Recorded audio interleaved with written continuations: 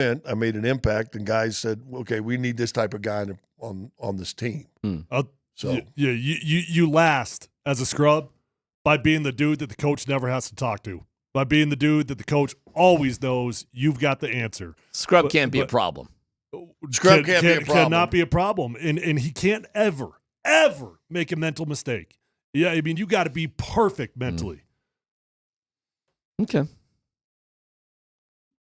I was a scrub for the 5.5 years in Atlanta, and yet when it's 3 seconds, 10 seconds left on the clock, and you're up one, down one, and you have to get the ball inbounds, guess who always came in the game and threw the ball inbounds? You know what, dude? So do scrubs do that? Here's what we got to do, man. We got to really wrap our arms around Love a Scrub. First of all, the clothing line is going to be awesome. Mm-hmm. The second thing it's going to be super comfortable. We need to search out scrub highlights like that. Like, he's the 12th guy on the bench, but here he is inbounding things. Hey, well, go to the Dire Straits video. Love a Scrub would like to feature Zeke from a couple nights ago. Is Zeke a scrub? Mm-hmm. Is he? He's a scrub. Yeah, he's a scrub. Oof. Okay. Scrubs get highlights. But here's the thing. When we say scrub, we can say that in an endearing way. When you say it, you just sound like an a-hole. Oh, you got insulted. You're a hater. I'm a regular sports fan. I'm not hating on Zeke. Well, we're loving from once we once came. Yeah, I get it. I'm just talking like regular fans talk amongst each other. Yeah. That's how we talk. Yeah, the dudes that could do better. We, as sports fans, have the right for you guys to try to entertain us, and we reserve the right to trash you endlessly. Oh, and you just kill us in your mom's basement. Whatever. On the video game that night. Mom's basement, in or the podcast. In the office, at the bar, wherever we get together, on the phone, in group text from high school reunions, whatever. Yeah, that's the right as sports fans. So you're a Crush a Scrub group. We're Crush a Scrub. Well, we crush everybody. We crush scrubs. Scrubs. Yeah. Scrubs get crushed or hardly talked about. But the thing we get to do as sports fans is rip on the stars. We get to trash LeBron. And who gave you that right? Our lack of ability to play sports well. Our DNA, for the most part, enabled us to have that privilege. And yet, when some of us go from love a scrub to taking somebody to task, we get killed. By the way, you have to understand too. Most fans like me, we just point at you guys and say you had the right DNA and that's it. And if we were this big, we'd be there too. Right. We reserve that right as well. There was no work that went into it. The hard part is when somebody looks like Chris Dempsey. Well, what was your problem? or Mike Sanford.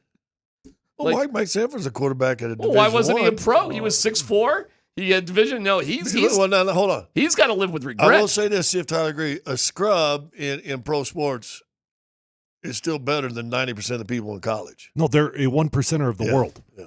A literal 1%er. That's why we reserve the right to rip on you guys left and right. It's our right as sports fans. You want an update on the NBA? I got more breaking news. We got more? Yeah, a little bit. You know, I liked it when Dan threw it up on that thing. Does he get up on that thing? He could, because I'm just looking at Shams. If you want to put Shams up, Dan, I'm just following along here. The first report is that the Suns are not moving Kevin Durant. Oh. So it was like looking weird. It almost happened. And it turns out Kevin Durant will stay a Sun, although he was almost a Golden State Warrior. Did the Nuggets miss out? Did they miss an opportunity? Who knows? Well, what do you think? Well, I don't. There was no chance. I mean, it was all pipe dreams. It was fun to talk about. So there's no big deal because it wasn't realistic. You know what it was? It was Penthouse Forum. Okay. I'm sorry? It was all made up? Chances. Do you know what Penthouse Forum was? No, I don't go to those sites. It wasn't a site. It wasn't a site. And back in the day, in a magazine, letters were written to Penthouse that young juvenile boys would read, and and it was all like, I was at a restaurant and the waitress looked at me and she it's like one story after another, like Dear Penthouse, like we're supposed to believe, well, I did, that these random guys in America were just writing about their sexual exploits. Later I found out it was just a bunch of writers at Penthouse that was their job, just to write up these letters. Whether they got some real ones or not, they had it was literally pages. And that's what we did. Yeah, it's sad. The Indiana Pacers are trading James Wiseman and cash to the Toronto Raptors. Okay? Clippers are trading Kevin Porter Jr. to the Bucks for Marjon Beauchamp. Yep. Okay? Could we have not sent Zeke and some cash somewhere?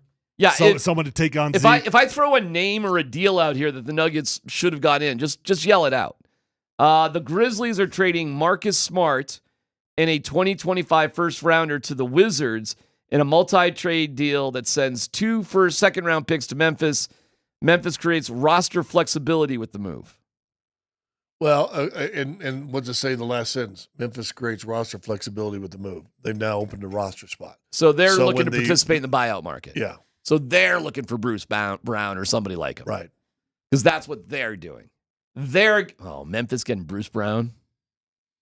Is Bruce Brown going to be the number one target on the buyout market? Of all the names I've seen, he could be. If he's healthy. The Detroit is acquiring Dennis Schroeder from the Jazz. Jazz had a lot of business going on. The Hawks are trading Cody Zeller and Houston's 2028 second-round pick to the Rockets. So that means they've opened the spot. Okay. Cody Zeller, you know who Cody Zeller's wife is? Look up Cody Zeller's wife. Fuzzy? I am on the work computer. There you go. The Los Angeles Clippers, Terrence Mann and Bones Highland to the Hawks for Bogdan Bogdanovic and 3 second-round picks. Comment about that one. And Bogdan's going to Clippers. He'll play a lot more than he's played in Atlanta. He's had some injuries this year. Well, but I told you what that coach told me. Okay. So a little, my knee. My knee. My other knee. Yeah. Okay.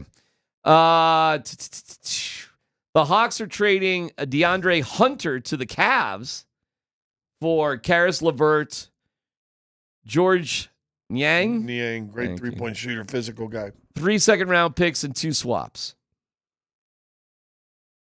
Okay. Phoenix. Cleveland's making a run to win this whole thing because I think DeAndre Hunter can play.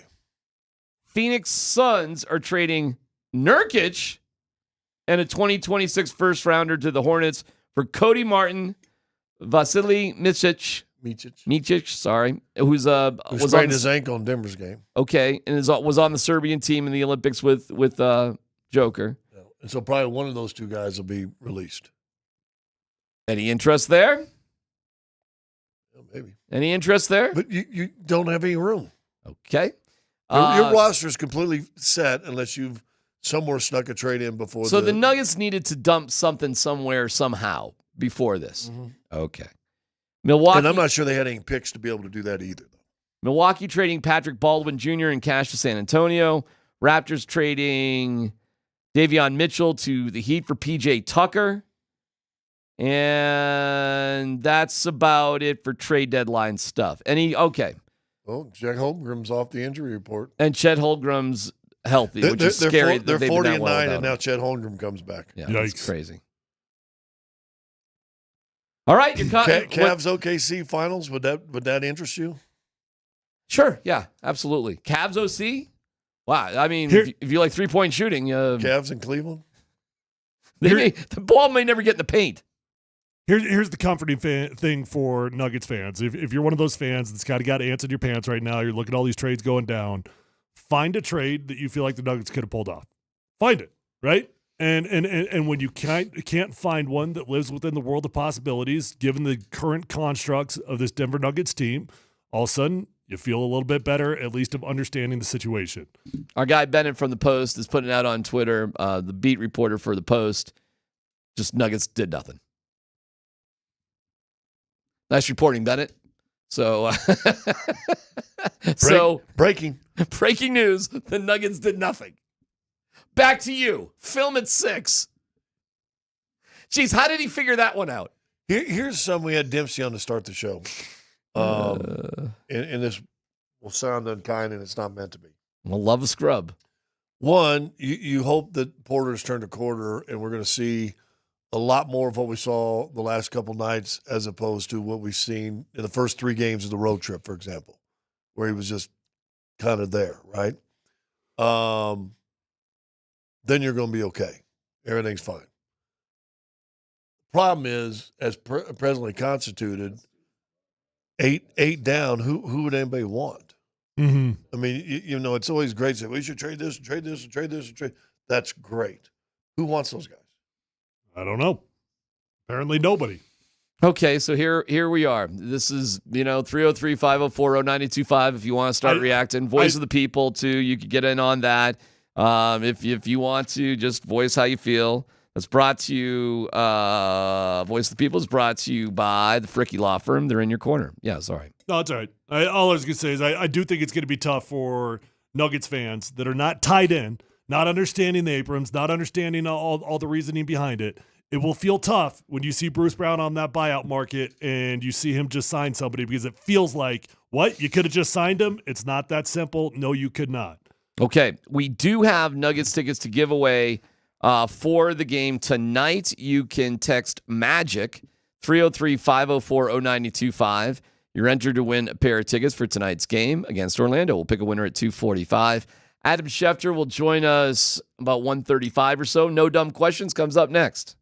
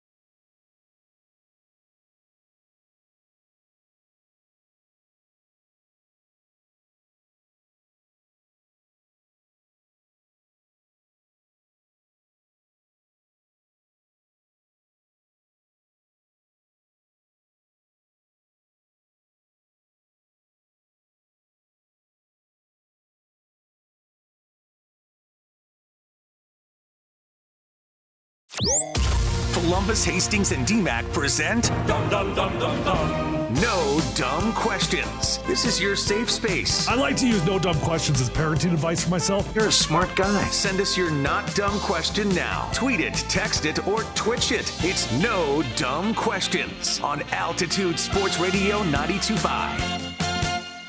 All right, we have Adam Schefter coming up here in a little bit. Let's get to No Dumb Questions. God, Hastings. What is stupid that's rattling amongst the... You know what? I can tell you what. What's going on up there? Yeah, I thought of something. I'm sorry, what's that? I'm sorry, what? Yeah, I kind of had something again. I literally You got to be kidding me. No, I did it again. That is unbelievable. You've got one job. Well, I refuse to write them down. Do your voice notes. Do it like a note to yourself. I always forget to do that. Just hit the text, the voice message. I don't always have my phone. I'm not attached to it. You don't always. You are such a liar. You got your phone as much as anyone else. I bet you $1. I bet you it hasn't left your arm's length this entire. Have you seen me on it a lot? Enough. It's plugged in. It's charging. Well, because of the game, when the game gets boring, I might have to text some Betty's. My wife is blown away if I send a note to Scott in the middle of a basketball game that he's on, broadcasting he knows on how TV, to respond? that he responds like sometimes during a play. No, never during the play, during timeouts. But I usually don't do that. But Marlo does too. Marlo does the same thing. Yeah. You're probably right. It's probably not during a play. But guess what? So does Moser. So does so does Vic. I've heard from everybody in the middle of them doing something So do you else. just like test? You gotta. It's kind of fun sometimes. Yeah, sometimes. I don't have one. Multitasking. Who says men can't do it? All right, no dumb question. Did you like that new City Edition look last night, the court and everything? I think so. Was it new? Was that a new look? I like the the court. court. It's the first time they've had the court up, I think, because they had some issues with the paint. Oh, really? And they had to go get it refixed and everything else. And Where do you go? It looked good, yeah. My no dumb question is, where do you go to order a new court? Who makes these things? Well, obviously that's a good question because I bet you there's somebody somewhere that's like, It's what they do. I mean, dude, I met a guy one time. You want to talk about, okay, here's no dumb question. What's like the most unique business that they probably make more money than we realize, and yet. Well, the niche businesses are always the best. We don't even think about. Well, make it a court. Yeah. Make it a court. Stoppers for coffee drinks. No. I don't know. I mean, I'm sure they're making billions of dollars doing that. You're right. Oh, you're talking about a niche business. Well, I'll making give you an stoppers example. for coffee I met cups? a guy. Who makes NBA courts? Connor Sports. They're one of the most well-known companies for providing basketball courts, including those used in the NBA. Their maple hardwood flooring is used in numerous arenas. You know who they hate? But basically, Robbins. You're talking about courts around the world. Yeah, the courts around the world. You got 3 names. Right. I bet they hate each other. I mean, can you imagine Arch rivals between Horner Sports, Robbins Sports, and Connor Sports? Horner does the NBA. It says. Well, they all 3 of them do the NBA. They're competitors. Yeah, if you don't do the NBA, are you really in the court business? So I mean but hey, here's kind of cool. How often how long can a basketball court really last? Well, like I know you got to redo it. You got to keep. Well, every time you refinish it and sand it, and it wears years eventually. But dude, I think my high school had a court from the 50s that I was playing on in the 70s. So I'll bet you 20, 30 years, the good hardwood, right? Well, it depends how cheap you are as an ownership. Like the Boston Garden, I don't think they replaced that court in like 40 years. At least. They knew where the dead spots were. I mean, it was ridiculous. Well, nobody does that now. Most NBA teams actually probably have 4 or 5 courts that they can roll and roll out. Look at this information that Groke is giving us. 10 to 20 years of use. Yeah, but most NBA teams keep multiple courts in their buildings. It's crazy to see the Nuggets and Avs storage facility at Ball Arena. Do you have to use it? Okay. I'm assuming yes. What's that? Do you have to use a brand new court to repaint it? Do you have to use a brand new court to repaint it? I think nowadays there's stickers. That goes underneath the No, you might seal on top of it, but I think they have courts, and what they'll do is sometimes they'll just change the middle section of a court Okay. And you got to have the dynamics or the everything perfect I mean, and measured. if people don't know, I guess I'm just assuming everybody knows the court comes in pieces that is assembled. And does everybody know that the ice is underneath the court? Yeah. But there is a layer on top. There are boards on top of the ice. Yeah. So there's no. I mean, I don't think there's any chance that the ice. Is that's a niche business that you don't ever think about, but you see it every during the. I don't think fans even assume. I don't think they even think about it. Pay attention. No. Well, let me give you a niche thing that I went with my buddy. It was my accountant in Atlanta, and he had a client. And he goes, "Hey, come with me. I'm gonna go visit my client down in South Georgia somewhere." And we'll stop at this great barbecue place. And so I go. I went with him. The guy and his family, for however many years, made water towers, storage tanks. At the time when I met him, and this would be mid-'80s, there was only 2 companies in the world doing this. And so, like those, big tall ones, they make it look like a golf ball you've seen on golf courses. Some of them are big, whatever. This guy, it was like one of 2 companies in the whole world that was making these tanks. They're making the tanks for the oil storage in the Middle East and all them stuff. But only 2 companies was doing that at the time. How many water tanks can you name in the South Metro region? Well, I can only think of one. I bet there's more, though. But I bet you're... Yeah. All I can think of is the one by Inverness. I don't even know that one. Is that a round one, isn't it? Is it still there? His is the round one. Looks like a little ball, right? Yeah. I think that company in Georgia initially started that design. No dumb question. If there was a player out there, who would you have liked to have seen? If they could have got one. Fantasy? I guess. Durant would be nice. Durant. All right, how about more realistic? Not total, not crazy. Not crazy, probably could have got it. So realistically, the only thing I could think of, you paid somebody to take Zeke or whoever, and you got Bruce Brown on the buyout. See, I was going more like Cody Martin or somebody like that. Like you'd have to make Hunter that went to Cleveland. Would be DeAndre nice. Hunter. I liked him a lot. If Fox were available, why? The obviously Dallas, the Nuggets. Do the Nuggets have an elite offense? Yes. Can you win with an elite offense? Well, I think so. Okay, so maybe the answer is we're just fine. Well, maybe the answer. All right. According to Malone, in the last 20 years, only 2 teams out of the top 10 defensively have won. They were 1 in 23. They were 15. And yet, you look at our stats we get from everybody. This year, they're 26-5, and they score 120 points. They're 6-14 when they don't. I get you. It's 68-68 at halftime, and they were just getting started.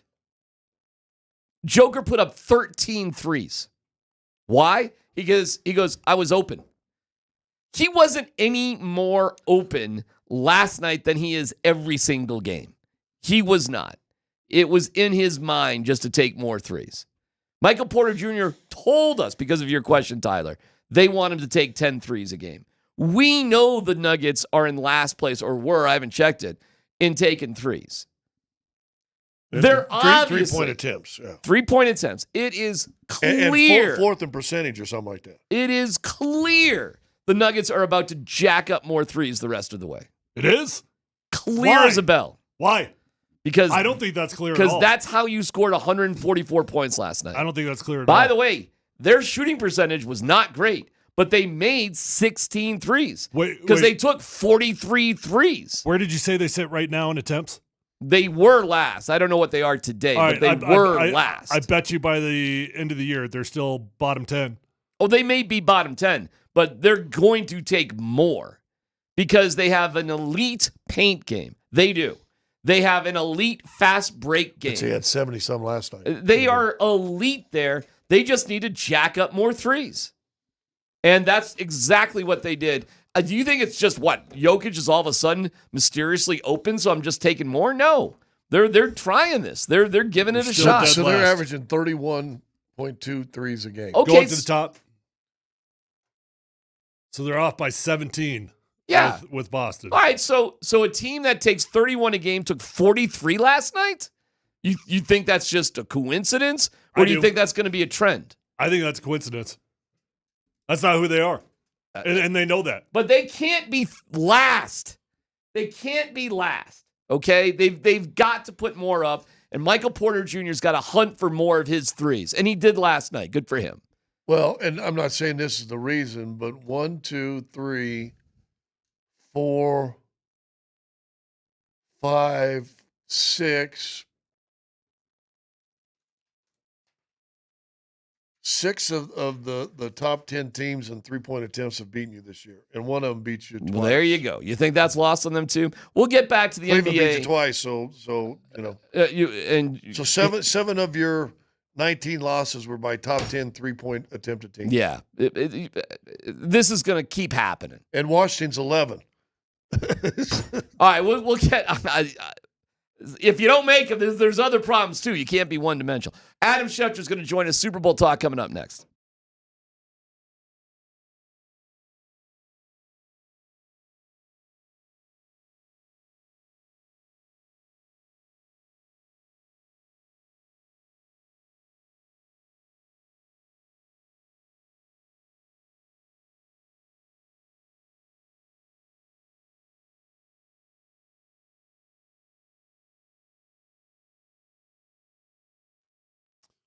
All right, guys. Hey, if you're in the market for a new vehicle, don't waste your time. You don't have to drive all over Colorado. There's only one car dealership you need to go to. You're going to get the best price, and you're going to find the vehicle of your dreams over at Phil Long Ford. I've had a long-term relationship there since my rookie year in the NFL, and I keep going back because I always have a great experience. They take care of me. They respect me. They get me in. They get me out. They give me the best price, and I always find the vehicle of my dreams.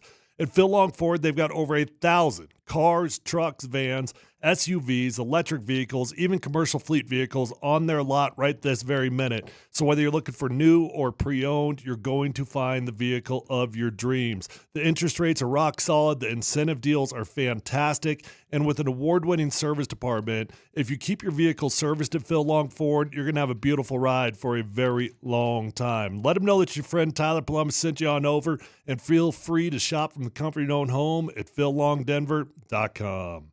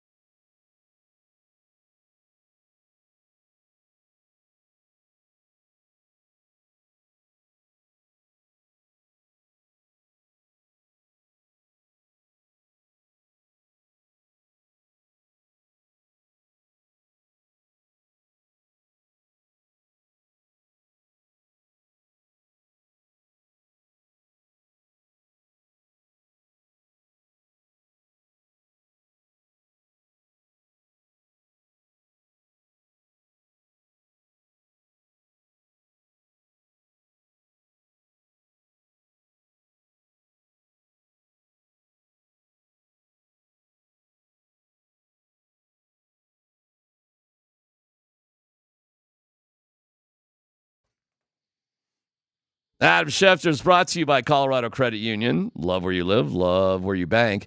Visit ccu.org to learn more.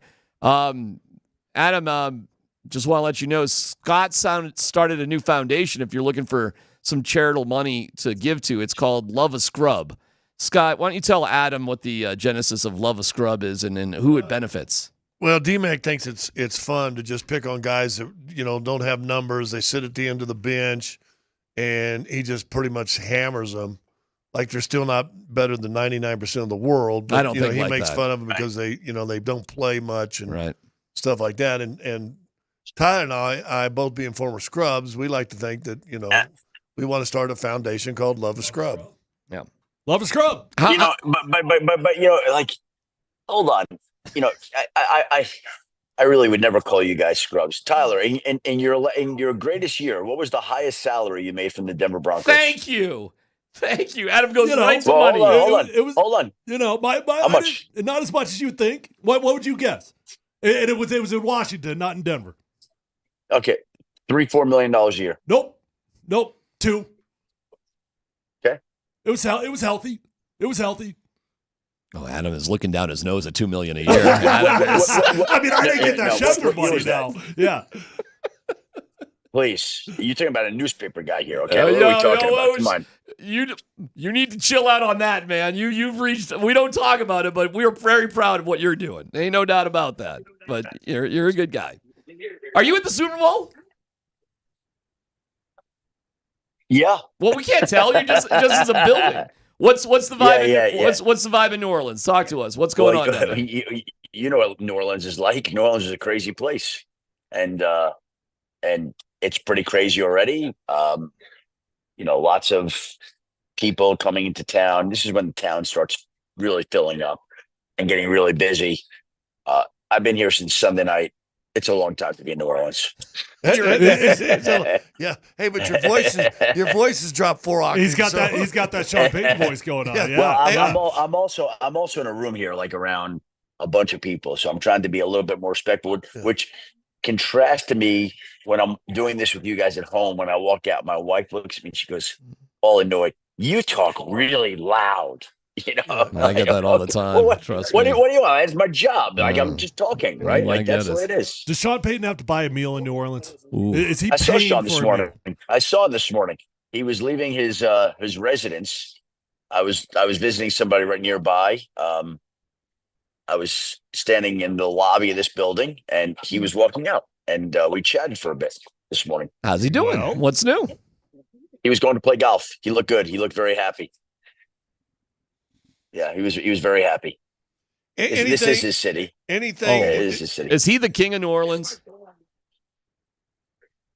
I mean, I would think him and Drew Brees probably never have to buy a meal here ever, right? Right. That'd be my guess. Right. And Peyton Manning, any of the Mannings and Sean Payton, Drew Brees. Now, have you seen the Mannings? Are they hanging around there? They gotta be. I know where they're having dinner tonight because we went to this Rayos pop-up on Tuesday night, and I know the Mannings have 40 people going in there tonight, but they also have the NFL Honors Program, and we'll find out whether or not Eli Manning goes into the Pro Football Hall of Fame, which he knows already. We just don't know. And I asked Peyton about that on my podcast this week, and Peyton was, very good about it. Eli doesn't say much of anything to anybody anyway. What's the argument for Eli in? What's the argument for Eli out?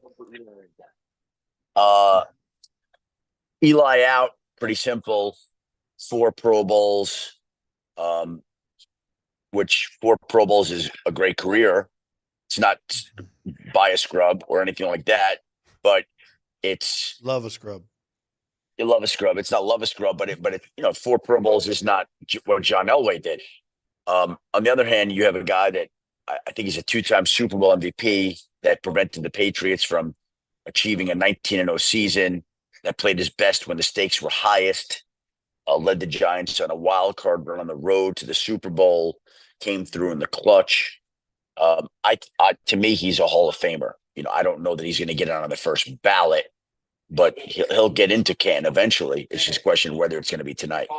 Yeah, you got to think legacy is written by Super Bowls, not by win-loss record. Yeah. Right? I agree. Yeah.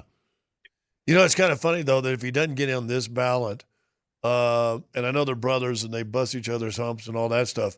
But don't you think that Payton's just going to be merciless on him next year during the Manning cast?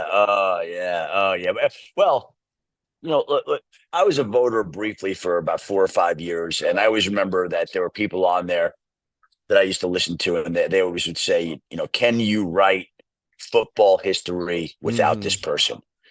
And if the answer was no, then they were not a Hall of Famer. Or, can you write football history without him? Yes. Then they're not. No, then they're in.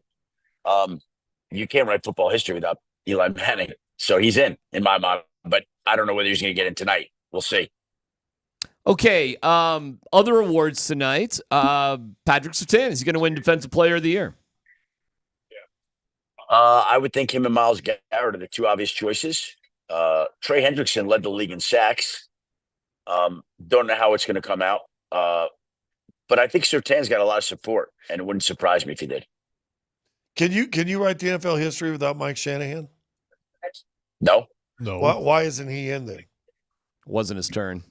You're Scott, going to get me started. It's the most ridiculous Thank you. oversight. It pisses me off to this day that we've got people that control the fates of these individuals. Like Mike Shanahan is a Hall of Famer. He's just not in yet, and he's going to get in. So we're going to deny him. Let's make him wait like we made Ken Stabler wait till after he was gone.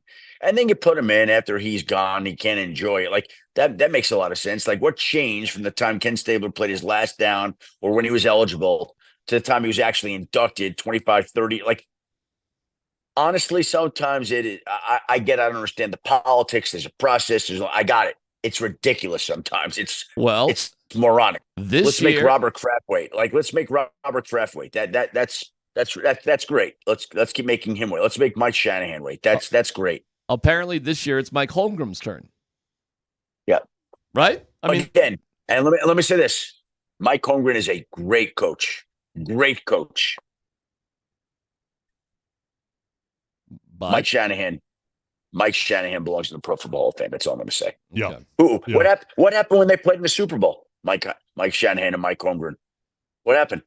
Remind me. The helicopter. Yeah. Okay. And all right. All right. As long as we're talking about it, then why Mike Holmgren this year, Adam, instead of Mike Shanahan? Why? Well, I'll tell you exactly why. Okay. Because it's a highly politicized process, and Mike Holmgren had a powerful voter who presented a persuasive argument in Mike Sando.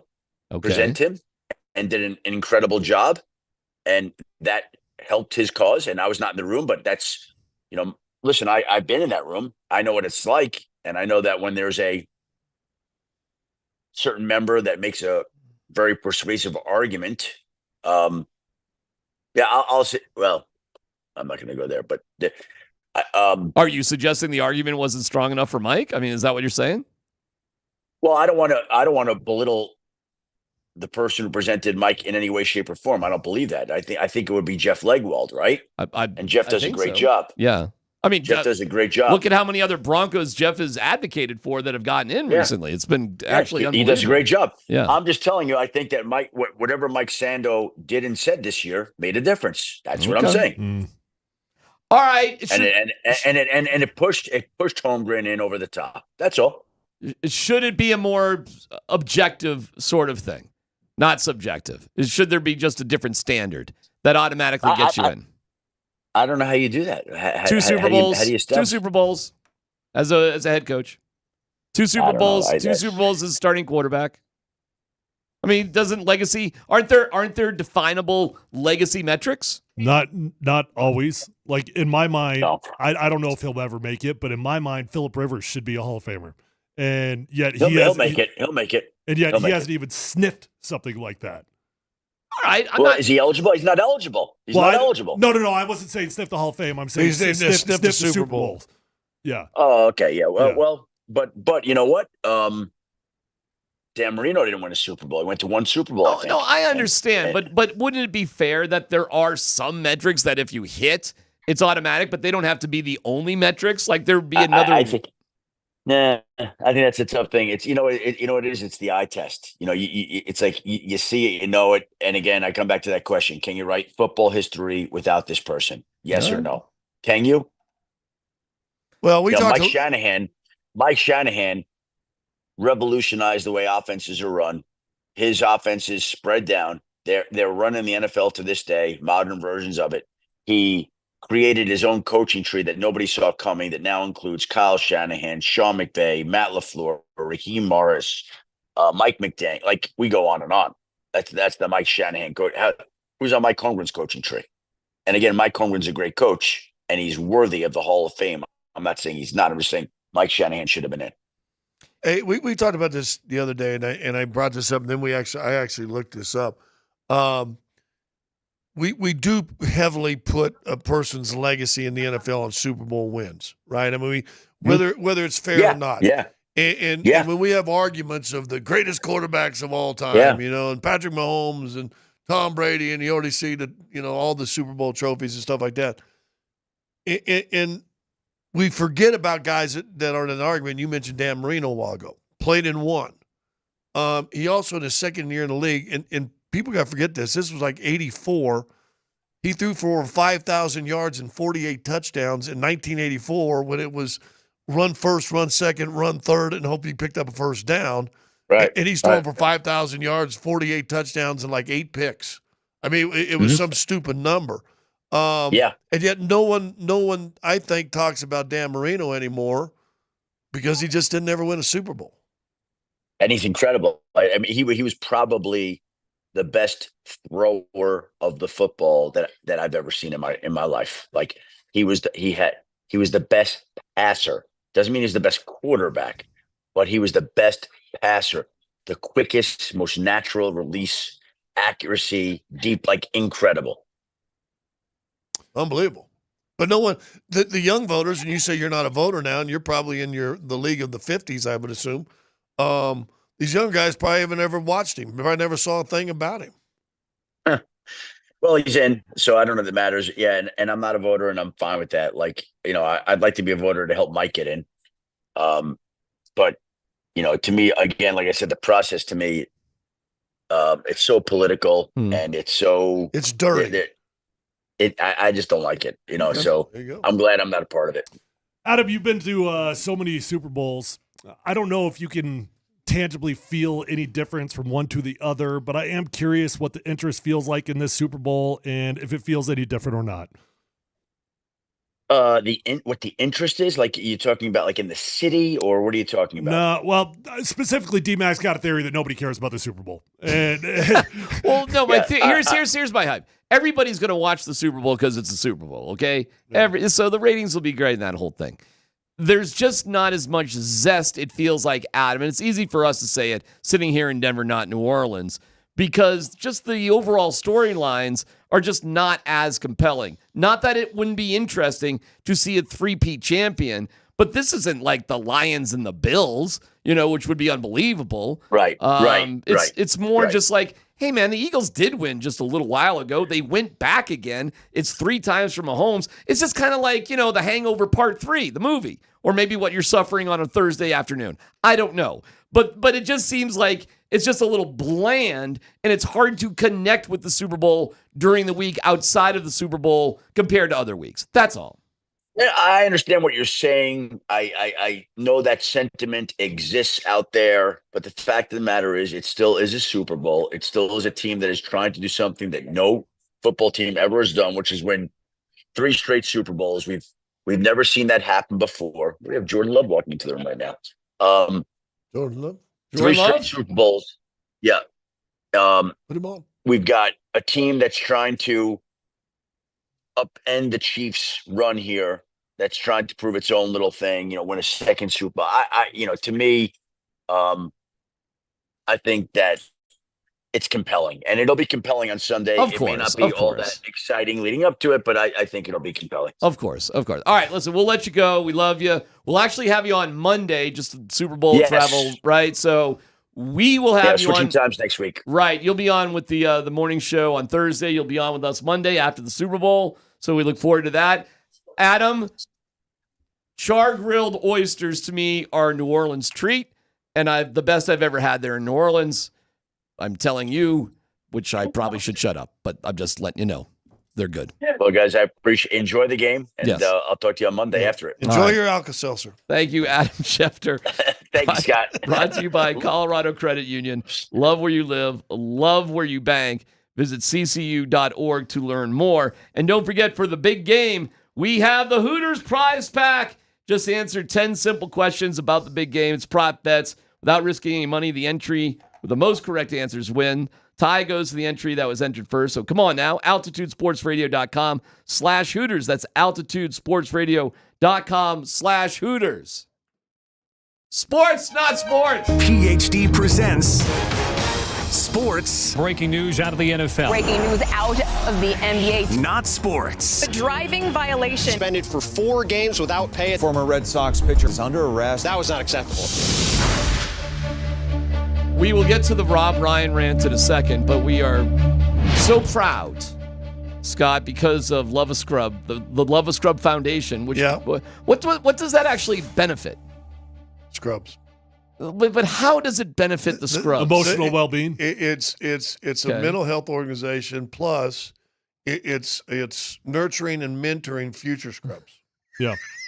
Be proud Yeah. to be a scrub. Yeah. In fact, seriously, this weekend when you're at the kids' volleyball game or Love the scrub up. and just Love give the scrub at your kids' a volleyball little game. extra love. Yeah. A little extra love for the scrub. That is so terrible. You go to your kids' What volleyball if that game, kid- you know. Which, by the way, I'll say Oh, this: I'm laughing. I have never been to a kids' volleyball game. Okay. I appreciate the PSA that you produced. Well, executive producer. Well, here is the Love a Scrub PSA. Do you see that man at the end of the bench with the lonely eyes? All good-hearted NBA fans know that even scrubs need love too. And now Polumbus, Hastings, and DMac are giving you the opportunity to love a scrub. Those scrubs on the bench just look so sad. I had to do something. I feel so much better now. For just $10,000 a day, you can love a scrub who only uses the arena shower after practice. That's right, for the easy cost of a 2016 Hyundai, you too can love a scrub. Act now. Visit loveascrub.org/PhD. That's good. That's really good. I'm crying. I'm crying. I'm literally crying. For literally a cost of a 2016 Hyundai. For a mere $10,000 a day. Mark, you put that together quick. I should go to loveascrub.org and see what's actually there. Slash PhD. /PhD. Yeah. That site might be down right now. Okay. Well, there you go. Love a Scrub. When you went up to Bones Highland and you tapped him on the shoulder and he was saying, Mile High City, baby. Little did we know that he would Sorry. eventually become a fraternity member. Sorry, Bones. Here's a T-shirt. Boy, he is a scrub, isn't he? He's like a scrub now, huh? No, he's got a chance. Did he get traded to Charlotte? He's gonna, yeah. He got traded, yeah. He'll get to play there. Okay. This is good for him. No, it was Atlanta. Bogdanovich. Yeah, it's Atlanta. He didn't go to Atlanta. What was it? I thought it was Atlanta. I thought It was part of the Bogdanovich deal. Oh, was that the Bogdanovich? Yeah, I think so. Oh, he might be released. Love a Scrub. Loveascrub.org. It's funny, like when you go up to a guy who's playing, but you tap him and say, I'm sorry, my friend. Yeah. And you hand him that Love a Scrub T-shirt, and he's like, "What are you talking about?" I hit like 3 threes. We could just be a secret code, and when you see a scrub, and don't just limit it to basketball. I mean, oh no. There's scrubs all over the place. There's a whole bunch of them on the Rockies. I mean, listen, every just- workplace, you know who the scrub Yeah. is. Love the scrub. Just. I mean, do we want to pick a scrub here in the altitude offices? Oh my God. Is there any way I could get on the phone? Put me on the phone. Can we get Brandon Evans on the phone? No, I'm gonna talk. Brandon, Would that be our scrub? I want to love a scrub. Brandon I'm Evans. You're picking out Brandon Evans. Yeah. All right. Hold on. Don't What? know. We're gonna do this live on air. Answer your phone, Dan. Who are you calling? I'm calling the hotline. We'll be on there. Okay. All right, we're gonna go to the hotline. Do I got to punch it down, or can you do it, Dan? Okay. Okay. Can you hear me? Yeah, Dan? you're on. Yeah. We got you. Yeah. Okay. All right, Scott's going with the cell phone. Because I'm going to show how. Are you about to go love a scrub? Yeah, I'm going to show how easy it is. Okay. Easy. Okay, ready? This is good. Scott's walking who out. do we studio. think he's going to pick? I have no idea. And you know what I'm thinking? Multiple. Okay. All right, Scott is now walking First one. around the station. Go get Dan. Shockey. Oh, Dan, I love you. There's one. oh there's Dan. He's calling Dan a scrub right there. Yep. Love a scrub. There's one. Okay, hold on. So loving a scrub talks. Hold on. Okay. Hold on. Yeah. Hey, Casey, Steve, Sean. Yeah, I just want to tell you guys I love you. Love you guys. Love you guys. Okay. Hey, Lori. Love you. She loves me. She knows. Let's see a flex in his office. Wow, our GM. He's going to the big man. They're going to the GM. Okay. The BMOC. hey, Fleck just told me he loved me before I could get in the office. There you go. Yeah. Hey, so it's that easy. Because Don't we love a all scrub. scrubs. We're all scrubs. It's a PhD. Let's get to the trade deadline. Let's hit it, Dan.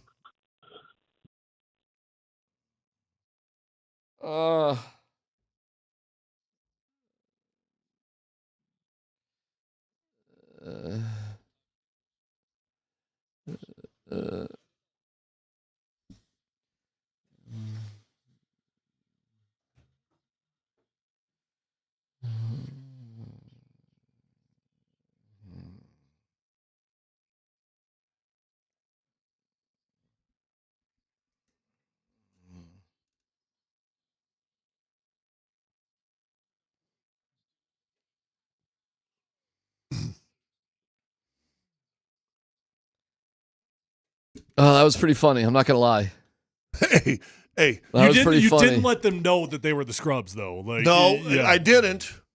And then before But I could get, but I'm actually offended by that because by the mere fact that you were afraid to call them the scrub, you're No, actually no, enabling no. the people See, that use that as a bad word. No, that's we have to bring the power back to the word. No. See, once again, Sean Payton, here's where you're going. Oh. You don't need to let them do in your favor. You just tell them you love them. No. well, We're trying to empower the word. Oh my God, If guys. you want to empower the word, you have to bring the word back. But- Scott. Okay, well, when you want Tyler. to do a bit, you do it. Tyler and Scott, here's the challenge for one of our listeners. Yeah. That goes to the Nuggets game tonight. Just make up a sign. I love you, Dario. No, Don't do that. Yeah. Whatever you do, do Don't- not do that. How about Whatever you do, come do up to not me and do say I that. love you, Scott? How about you make a I love you, Scott? Yeah. Okay. There you go. Okay. I love you, Safer, Scott. safer, way safer. Yeah. So let's see if somebody at the game tonight will just, I love you, Scott. and it's LAS. LAS. Oh, Love a scrub. love a scrub. I love you, Scott. And why I don't tell anybody, because they don't need to know. They don't but need to. I Scrub. just think Did there's you need to be empowerment. reminded that you're a scrub? I think there's empowerment to the word. Well, see, I think you get- If we don't use the word, then they get to use well, the word against us. The word we're using is love, and it takes a person like all them scrubby salespeople I'm going to talk to. Listen, So you're saying it behind their back, I'm and just- that's just Well, rude. that's just theoretically- out in the world. Yeah, theoretically, they're listening, Tyler. Yeah. In theory. Now, Fleck, Really? our Theory. general manager. So I thought it was going to be funny. You guys are going to get a laugh because I go to our general manager and say, "Hey, I love you." You know, like he's a scrub. Yeah. And before I walk the door, "Hey, Scott, I love you." There you go. I'm Yeah. just honored There he was you go. listening. Yeah. Well, right, there's like 10,000 ways to listen to the show. I mean, Yeah. But no, so a scrub, you need. Hey, you're a scrub. I love you. That's an argument you have with your wife. This Hey, right honey, here, honey, this that right food here, tonight, we're just sharing love. that was scrub food. Yeah. All right. So we challenged somebody to make up a little sign. I love you, Scott. Yeah. LAS. Love a scrub. Or if you want to go up to the Colorado Social with Dempsey. Katie and Demps. Is you it could Katie say, tonight? Hey, love All you, right. Katie and Demps. They're scrubs? Hey, this is a good point. Well, Are Good they point. scrubs or are they stars? Katie's probably a star. Yeah. Chris might be a star as well. Good point on the text line here. So I'm the only scrub on the broadcast. You're not, but see, here's what's weird. You're not a scrub broadcaster. You're a Hall of Fame broadcaster. Well, I'm not in any Hall of Fame. I know, but you should be. Well, why don't you get that? You got an argument to be as a broadcaster, but as a player. So you're not currently in your current job a scrub. You were a scrub. You're definitely not a broadcasting scrub. I appreciate it. That's love. You know what? That's loving a scrub. That's loving a scrub. If you want to see scrubs, let's see the people asking Michael Malone questions after the game. All right. Why you gotta get so personal? You know, why you gotta get so personal? Yeah. Can we just? I'm right there. I'm right there with them. So is Muggle and scrub? Does that mean the same thing? All right. For the vast majority of them. What do you think happens, by the way, real quick, when Shams walks in the room or Woj used to walk in the room? What is everybody? People sit up a little straighter, don't they? They're not the regular Muggles. Yeah. That's like, ooh. Oh, yeah. That's varsity Muggle. When Biz walks in the room with the TNT crew, with the hockey, they straighten their jackets and ties and all that a little bit. Connor's voice gets a little deeper. Did the Nuggets blow it by not making any moves? Grade the Nuggets as the deadline has passed and the Nuggets have done nothing. Incomplete, and you can't give a grade until June. Okay. If you wanted to say they blew it at the deadline, you would really have to go back and say they blew it when they committed X amount of money to Zeke. They blew it when they brought in Dario. And that's what caused them to be in the situation right now where they were unable to make a move because you just got to, or maybe it's even Jamal, whatever. You got a lot of pieces that you just could not maneuver. There was no way to do it. So it's not fair to say that the Nuggets blew it at the deadline because the options were not there. If we find out later the Nuggets were trying to do things and couldn't get it done, would it change your mind about the inaction? No, because I don't feel like they messed up. I feel like to say yes to that, you would have to be mad about the results. I don't think nothing was done by lack of effort. So I think there was effort. Do you think I think there was a lot of effort? Do you think they were in on things? Do you guys think they were in on things that just didn't work out? Well, I think they were absolutely making phone calls because the way that Michael Malone came on our show, I'm not saying he did an about face, but he certainly softened up his stance significantly in terms of, hey, Calvin's working that phone right now. And as far as I know, we're not trading Michael Porter Jr., but I know that he's working those phones. So, yeah, I absolutely believe that they were in conversation. Are you glad Michael Porter Jr. is still a member of the Denver Nuggets? I think so. Yeah. I think I am. It would be sad without Michael Porter Jr. And it's a weird one because he makes so much money and he strung together a couple nice games. And rather than that being an expectation, we're like, attaboy, So I understand it's weird, but I think Michael Porter Jr. is very well loved by this fan base. Was Michael Porter Jr. good, or did the last couple games matter? Both. I think he's pretty good. He's got a unique set of skills that as we showed you at the 3-point thing. So maybe it was confirmation that we're keeping him. You that just showed them that Denver's 30th in 3-point attempts, right? Yeah. And you're going to move your biggest and most high proficient 3-point shooter, and you're going to let them go. It would seem dumb. You're going to go to 37th. So perhaps it's a situation where you say, hey, we really don't want to move him. And then after the past couple games, it's like, see, that's why we didn't want to move him. Probably. Something like that. Because he's the only significant piece you could have moved. Yeah. Unless you could have maybe packaged something. And I'll be honest with you, and except for maybe getting a Kevin Durant, I don't think you make your team stronger with anything else that would have been out there. Zach LaVine. No. De'Aaron Fox. No. And I like him, but no. Jimmy Butler. No. Okay. I'm trying to think of the other big names out there, guys. Because we're not talking Cody Martin in this deal. That's not what we're talking about. Who else? Bogdanovich. Luka. Well, Luka, you would have given up, I think, half the team. Really? Oh, yeah. Because for the Lakers Luka, didn't. Well, I mean, as it turns out, because They needed a big guy too when they did Anthony Davis, so they gave up, Dalton Connect, and it seemed to work out all right for them. They are significantly better today. That one feels weird because no other teams were able to be in on it, so we just never really found out. Right. So it is confounding what the Mavericks did. Like, why didn't the Mavericks just get a bidding war going? Because this was an owner that wanted to just clean house and didn't want the hassle of a bidding war and all the news. Didn't want fan base. Can you imagine if it almost 2 feels weeks? like to me? Can you imagine if we had 1 week of that floating around in the air? Can you imagine that fan base revolting against that new ownership had you had a whole week? Yeah, but what's the difference? I mean, whether it's they're revolting now or whether they were revolting then, there was going to be a revolt. I mean, they're bringing coffins and offering refunds for season ticket holders. I mean, it's as big a revolt as you can get, right? It honestly, and yeah, I'm a scrub, okay? So love a scrub here. But it honestly reminds me of Josh McDaniels cutting me out of spite when he knew that there were 2 trade offers on the table. Like that's how personal it felt with that deal. Yeah, but it's not like they sent Luka to a bad place. He's not the new power forward for the Wizards. But they made a statement to him, like this is how badly we want to get rid of you that we're not even getting anything of worth back. Did you guys listen to that guy talking today? I sent you. He said this was owners and billionaires and blah blah blah. But he went into saying how it gets done to almost a conspiracy theory that now all of a sudden you get Luka goes. The biggest sports market in the country. Mm-hmm. People could argue New York, but I mean LA's right up there, right?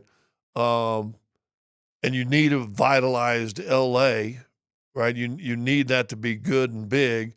So you get a guy on the way out who's the face of the NBA. You replace it with the new face, a guy that's nearly the face of the NBA, and now he can learn under a year or so with LeBron, maybe learns to take better care of himself, work out even more, and blah, blah, blah. And also now for the next 8-10 years, the face of the NBA is in the sports world of Los Angeles. That was his philosophy. It feels which means if that's the case, that means not only were the owners probably involved, the league was probably involved. Oh, that's a fun conspiracy. Right? Well, that's what all the deep conspiracy theorists are loving right now. Yeah. That this was a league-initiated deal.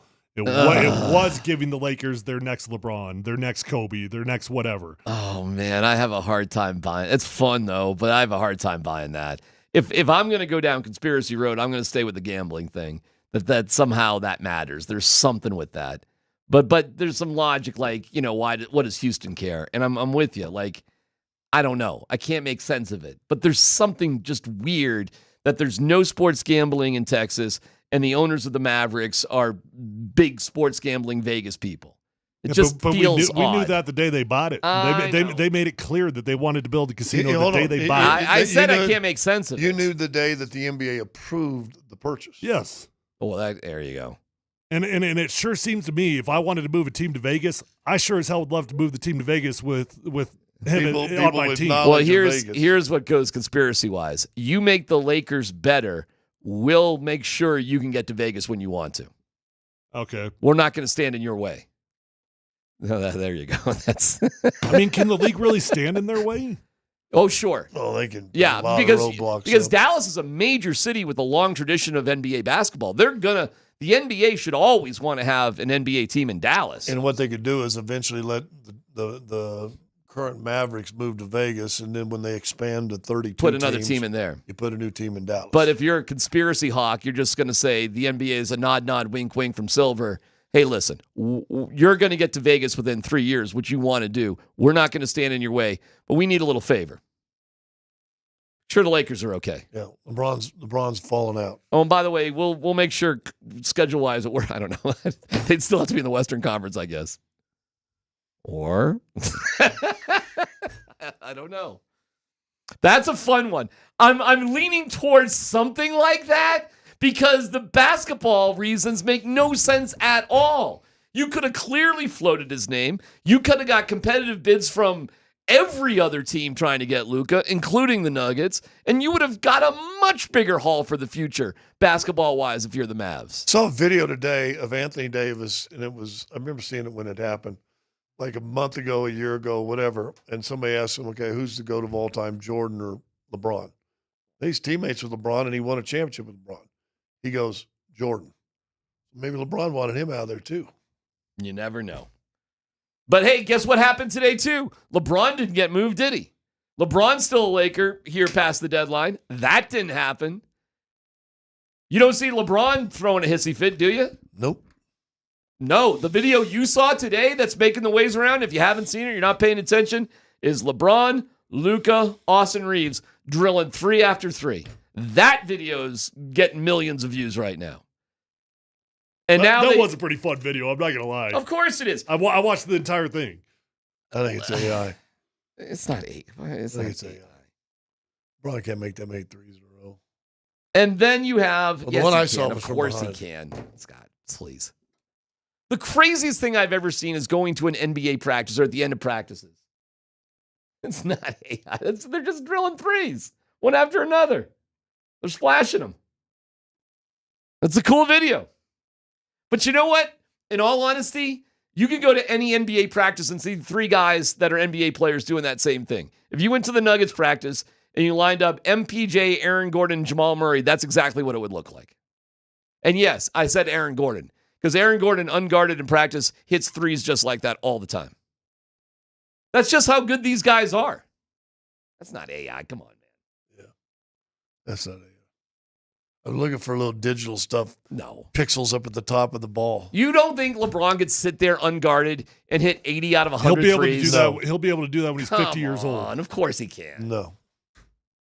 50, Such a 50. hate. Hey, I thought you were loving the scrub. I thought we were Well, loving he scrubs. ain't a Damn, scrub. LeBron, That's yeah, not nowadays, scrub. I thought that's what you're calling No, it. this is what scrubs do. They bang on the superstars. Yeah. Scrubs are allowed to bang on superstars. All right, let's football go. The crazy rant of Rob Ryan. Have you guys heard this? Yes. What is wrong with, and he's a college coach at USC? We'll play it and see if it makes spring ball thing or whatever we call it. It is wild. You'll hear it coming up.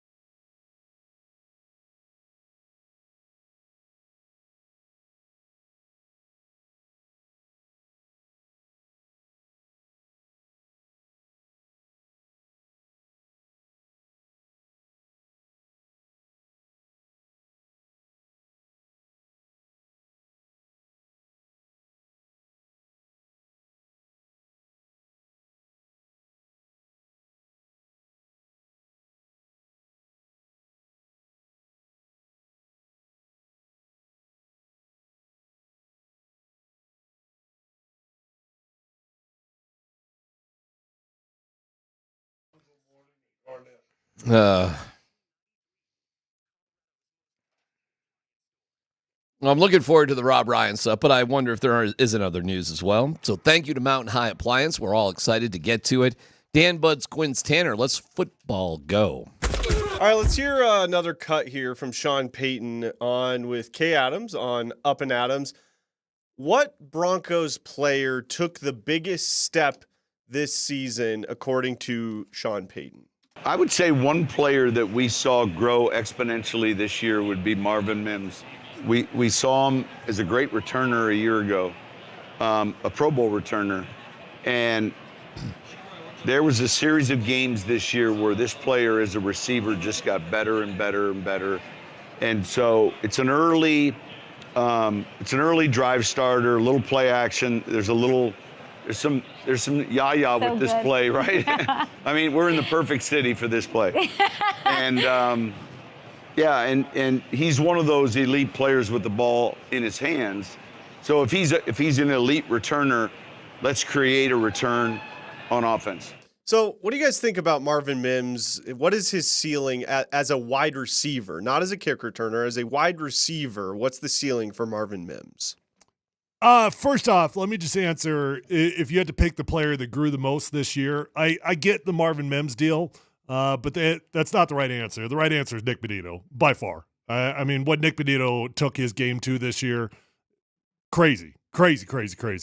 But that doesn't mean Marvin Mims didn't grow, and he grew significantly. Honestly, my fear with it, and this is why Sean Payton is so desperate to find a better joker right now, we might have peaked at that. And that doesn't imply that Marvin Mims isn't a good football player. Hey, he was a very effective part of this offense this year. And if he could play at that level for a long time, he'll be a valuable member of whatever franchise he's on. But my guess would be that's probably about the best you're ever going to get out of Marvin Mims. I think you're both wrong, and I would say Bo Nix. Well, I don't know. I mean, that's just kind of what his baseline was. Well, maybe so, but you're talking about a guy that still wasn't necessarily recorded. I mean, he's a sixth quarterback taken, right? I know he's 12th pick, and he's a college kid, and all of a sudden now he's taking your team to playoffs for the first time in 9 years. Yeah, if that ain't growth. Hey, receivers, by the way, it's Cortland Sutton, Vele, Mims, and Troy Franklin. Those are your 4 receivers for next year. Yeah. You have room maybe for one other guy. Right. Which would push one of those dudes one direction or another. But that's it. Which is why you draft a wide receiver. And that's, I think, what's significant about hearing Sean Payton talk down there at Super Bowl week is to understand how good he feels. He feels way better about that position than I think people will give him credit for. And he's proud of his draft picks, too. What they don't have, and it's clear as the nose on your face, is that tight end sort of guy. Now, I'm not saying if they have a shot at Genty, they won't. But this draft is not going. I mean, listen, I know what it is already. It's Tyler Warren or it's Colson Loveland, with the idea that they're going to be that difference maker. And if they can find another veteran along the way like Cooper Kupp, maybe they'll make that deal. My question to you guys on that, now that we kind of know what their plan is, and anything different would shock me, is this a more dynamic offense for Bo Nix? Is this significantly better? You get a rookie as a first rounder at tight end. You'll pick up some sort of a Michigan tight end with more injuries. You're going to pick up a Michigan tight end with more injuries. Does Colson Loveland have an injury sort of Michigan history? Guy? He does? Yeah. I didn't even what's he got in his past? Hurt. Well, what hurts? Do you want me to look it up? Well, no, I don't. If you know Hamstring, it, you know it. knee, ankle. What? You're just making stuff up now. I'll give you a joker player that I like. Okay. That you don't have to draft in the first round. You can probably get him in the third round. Travion Henderson out of Ohio State. That's a dude that has got hands. That's a dude that is versatile. Tight end or running back? Running back. Okay. Running back. Well, I agree. You've already said it. I agree with you. I think they're going to get a vet running back, draft a running back. Get a vet tight end, draft a tight end.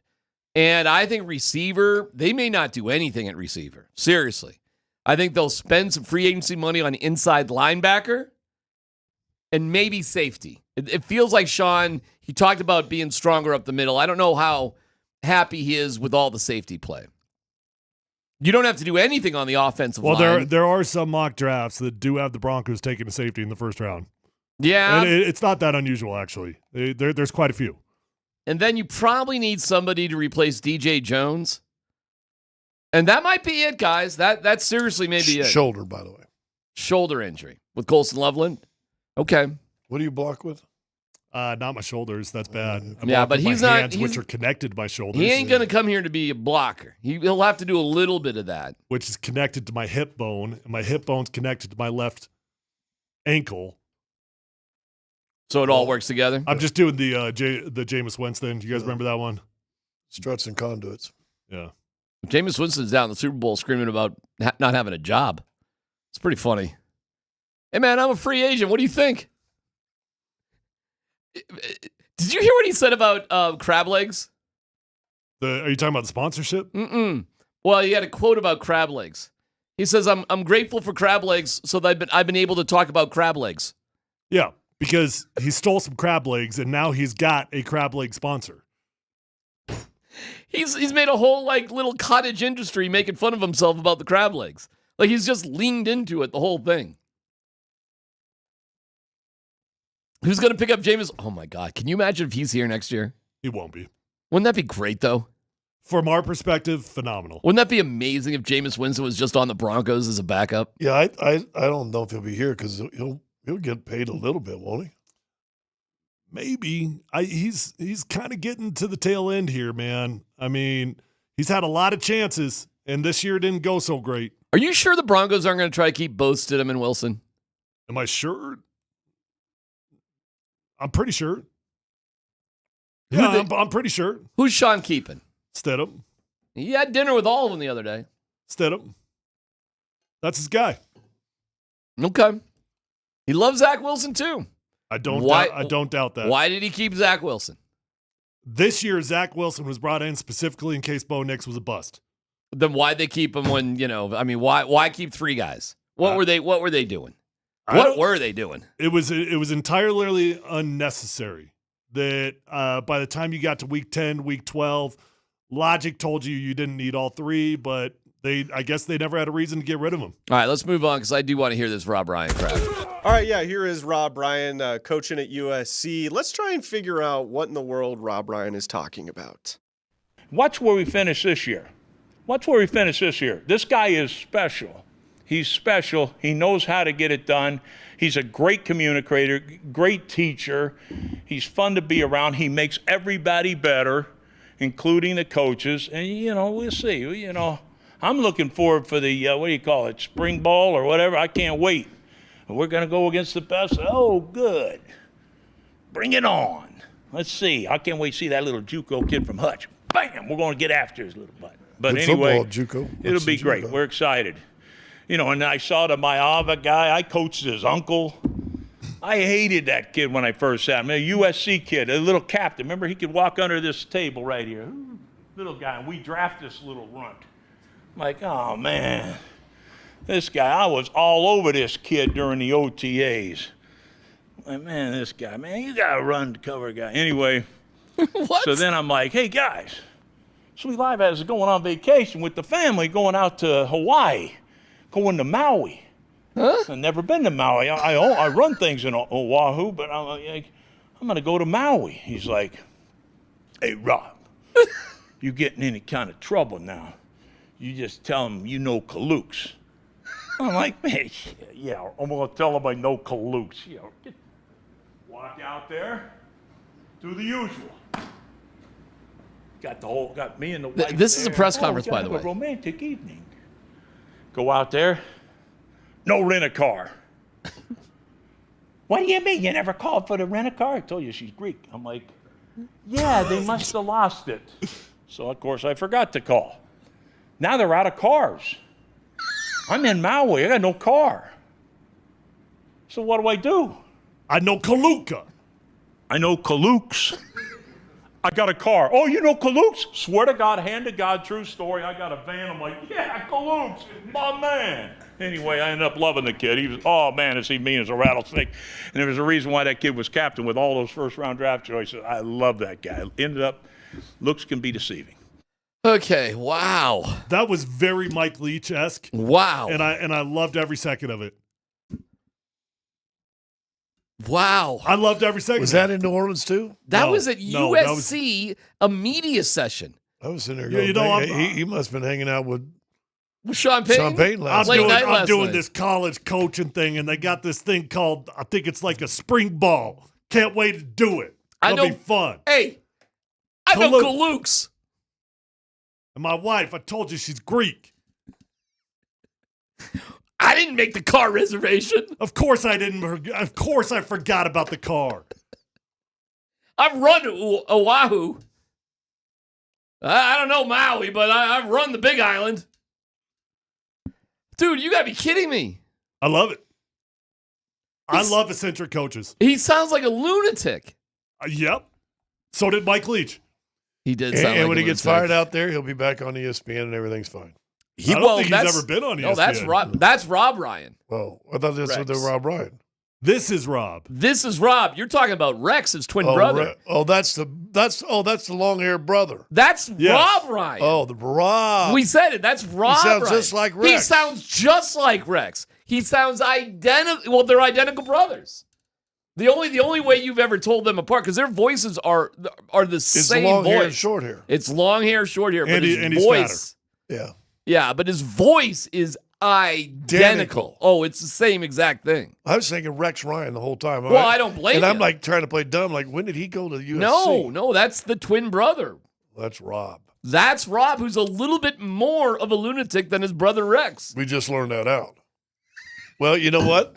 He's going to be on ESPN as soon as he gets fired. You know what's funny? It is kind of weird. Like, he's bounced around, but he's never been a media guy. Well, he's never been unemployed. But he has bounced around, There's a difference. Yeah, that's true. There's every coach bounces around. Okay. Go look at Wikipedia of any coach. They're going to have coached in 15 cities. But you would think the media would have knocked on his door at some point. But you're right. Maybe he just kept a job. Huh?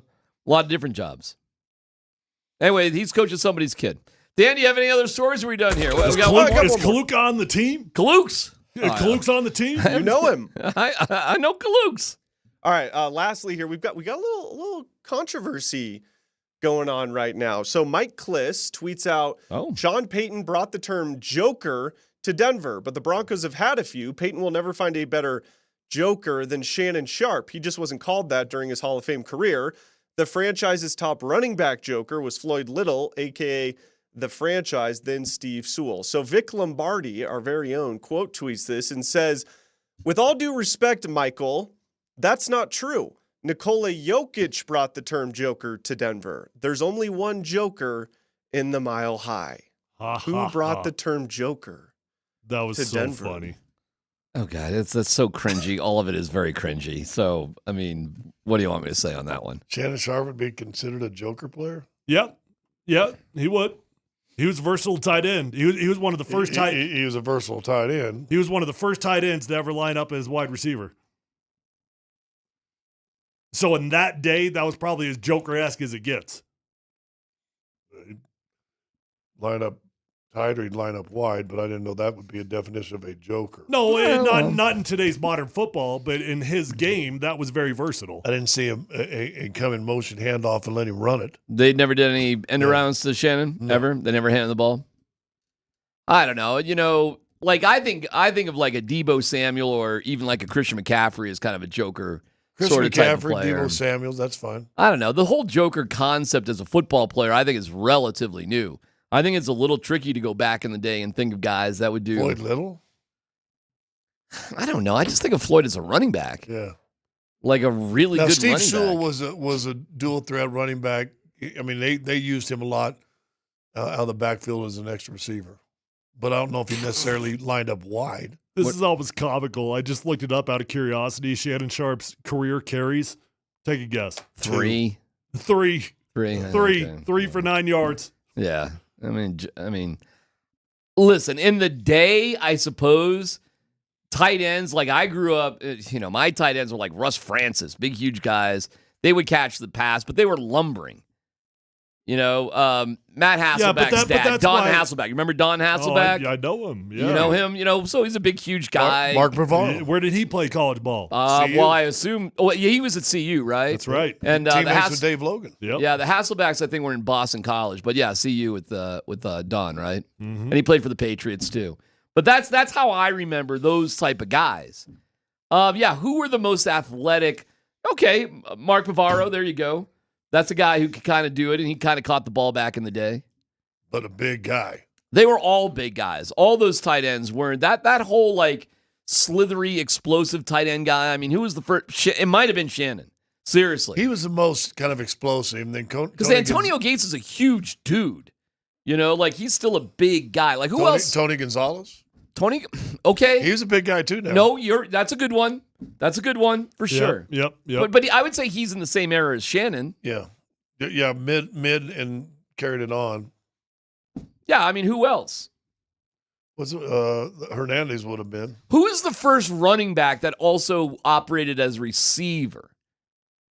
Like, who is that guy? I don't know. Because that's really what Sean Payton's looking for, I think, if he could get anything. Well, I think he's okay with either or. I just have a personal preference that I think that the running backs are more versatile. Well, they clearly were trying to use Marvin Mims, and that was a pet project. Vic? Oh, okay.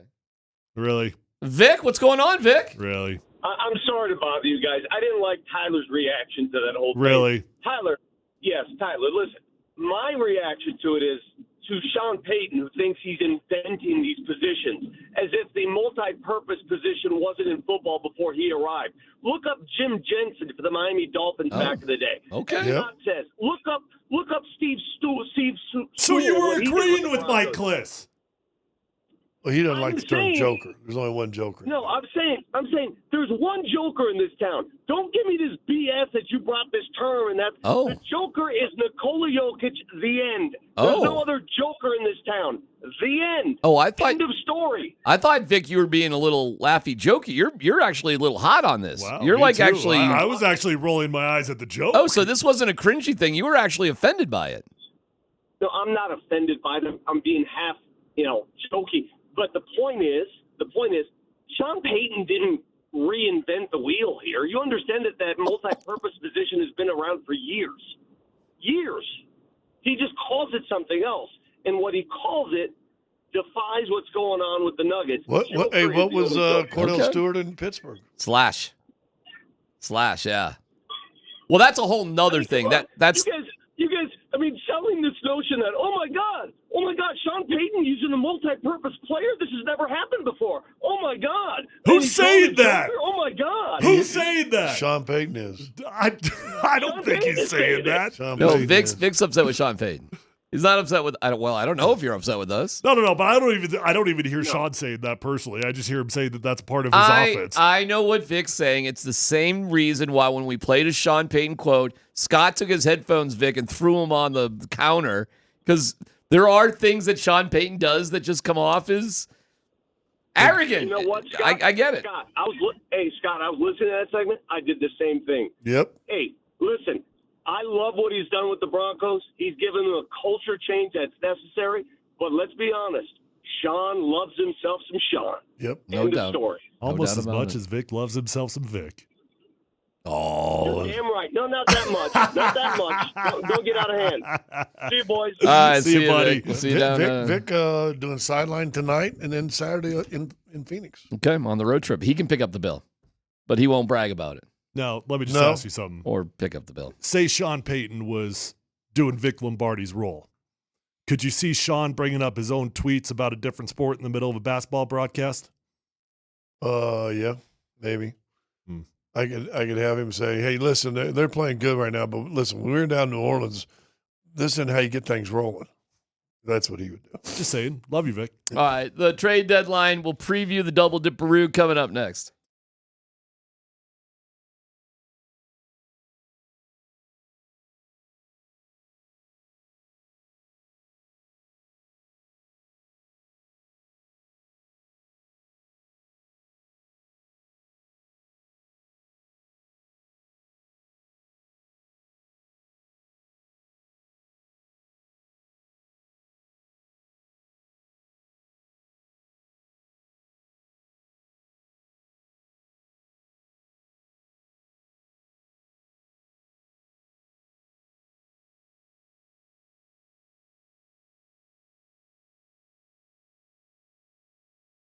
Hey, it's DMac for the Rocky Mountain Men's Clinic.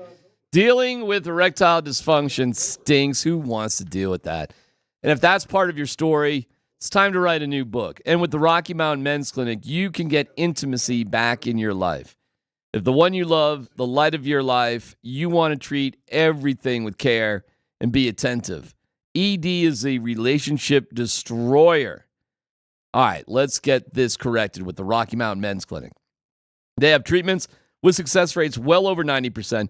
Some can have you last an hour or more. Get that in the game. Rocky Mountain Men's Clinic serving the Front Range of Colorado for nearly a decade, treating tens of thousands of men. So join the crew. You'll be happier. Your partner will be happier. Everything will be better. They've got an expert staff. Like a lot of men, you could be having sex the day after your appointment. Try them out. Give them a holler, 720-440-7900.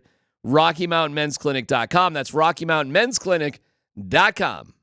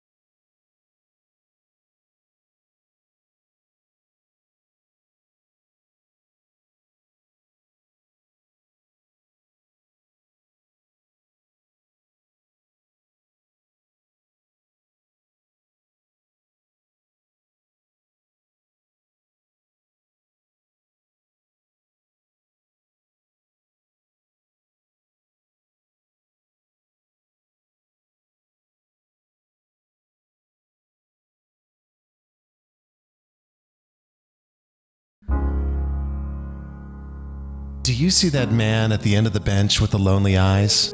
All good-hearted NBA fans know that even scrubs need love too.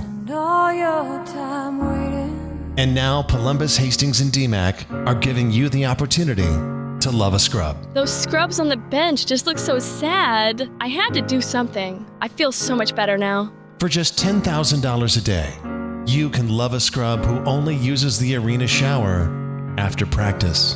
That's right, for the easy cost of a 2016 Hyundai, you too can love a scrub. Act now. Visit loveascrub.org/PhD. We invite you to go to loveascrub.org/PhD and just give till it hurts. Or if you got a Hyundai laying around. You just feel that little inkling in your heart. You just can't live with yourself without loving a scrub. Yeah, if you want to make a little sign tonight, I love Scott, and then just LAS underneath it, that's just a little sign that you love a scrub. Yeah. Hey, Marlo really wasn't a scrub. He was kind of an Olympian superstar, wasn't he? I'm just being dead serious here for a second. Yeah. I think this could be like $1 million business, like making T-shirts for all the scrubs on different teams. I actually agree. I just looked it up. Loveascrub.org is available. I'm just saying. Well, we don't want org because we want to make profits. So that's true. That's right. .com. We'll make it .com. Yeah, make it .com. We don't have a 5013C yet, so. I could just go into AI and just say "Love a Scrub" logo, and I could probably pop something out in like 3 seconds. Probably be pretty impressive. Have you ever done any of this AI stuff? One of our listeners is going to capitalize on us. The Love a Scrub thing. Yep. They're going to steal it. They're going to front run us. All I ask is 10%. This is why you don't talk about it publicly. Well, if someone else does, all I ask is 10%. Oh, what do we get? Well, when your idea. Wow. Wait, what are you playing, Dan? Are we talking about sad puppies now? For just 18. You could have just played the real song by Sarah McLachlan. You didn't have to actually play the, Fido's going to his death in 3 days commercial. All right, enough of that, Dan. I saw her in concert once. She was pretty good. Sarah McLachlan? Yeah. At Red Rocks. You saw Sarah McLachlan in Red Rocks. Cool. It's pretty open-minded of you to go see Sarah McLachlan. Why? Just saying. Maybe it wasn't her. She's Canadian. Well, I did listen to a Rush song today. What song? I can't listen to Rush now without thinking. It was Tom Sawyer, but it was Tom Sawyer's great. It was like a School of Rock kids playing it, and they crushed it. They killed it. They crushed it. 46-2 by Tool. They did School of Rock killed that. It's like nine-year-olds killing Tool. It's awesome. I just watched that movie like 3 days ago. School of Rock? Yeah. Did it hold up? It's pretty good. It's not as funny as you would as I remember it, but it's a nice wholesome movie. Yeah. I'd say that. I don't think it holds up over time. I'm not the world's biggest Jack Black guy though. Yeah, I get that. I understand that. All right. Well, I will tell you what funny thing I saw about talking about holding up. So it was on Instagram. Somebody did a video. Blazing Saddles remade for 2025. Blazing Saddles may be the most politically incorrect movie of all time. And so it goes, and it shows the desert, and then all of a sudden it goes, the end. Yeah, exactly. That makes sense. All right, Nuggets by 15 tonight. That's what I'd say. I know you don't want to get on that. Yeah, let's just get a win. I understand. First 5-game win streak of the year if you win this. That'd be nice. You got the Magic. It'll be nice to see KCP. I'm sure they'll cook up a very nice video for KCP during the first time out. That's when they generally do it. And they should. I'm sure they will. I don't know about the Avalanche, guys. They have back-to-back games. By the way, did you know, no dumb question, it's more of a statement, did you know that Colorado, Calgary, Edmonton are all in the same time zone? Wow. Fun little fact. They are directly north of us. No wonder Canada's all screwed up. Doesn't it feel like they should be in a different time zone? Like West, yeah. Yeah, they're not. They're in the exact same time zone as us. So we got the double Dipperroo at the exact same time? Exact same. Double Dipperoos at the exact same time tonight. Yeah, a little factoid there for you. I think the sun goes down around midnight tonight there in Calgary. Are they that north? Yeah. Not as north as Edmonton. They're right above Edmonton. I tell you what, Calgary, Edmonton, back-to-back games, that's a heck of a back-to-back. That's a good. I'll tell back-to-back. you this: if you're just a hockey nut and you wanted like a bucket list, go watch the Avs play in Calgary and Edmonton. Watching the Avs play in Edmonton during the Western Conference Finals. Seriously, it was one of the highlights of my sports covering career. It was that is an incredible arena, by the way. What they have there, it's just mind blowing. That being said, big game they for got the Avs. that and oil. That's it. So what's on what tonight, Dan? I'm a little confused. What do we got on 950? What do we got on 92.5? Do you know off the top of your head? Look at the big board. I'll look at the whiteboard. Oh, oh, geez. I guess I'm not sure there. Listen, it's on one of the games. We got pre-games. Yeah. Wouldn't it be funny if Birdo did both pre-games at the exact same time? He's done that. Nuggets are on 92.5. Avs are over on 950. He used to do that. He would do the Avs and Nuggets pregame at the same time. Oh, I don't know if it's the exact same time. But No, that's what I'm saying. I think there's been a combination before. Like it's 6:30 and he just does both at the exact same time. He's done that before? Yeah, he told me he had to get 2 microphones and stick them together and talk into both at the same time. Okay, that's And Nate and Andy are coming up next, and please support Speaking of scrubs, Altitude Sports Radio 92.5.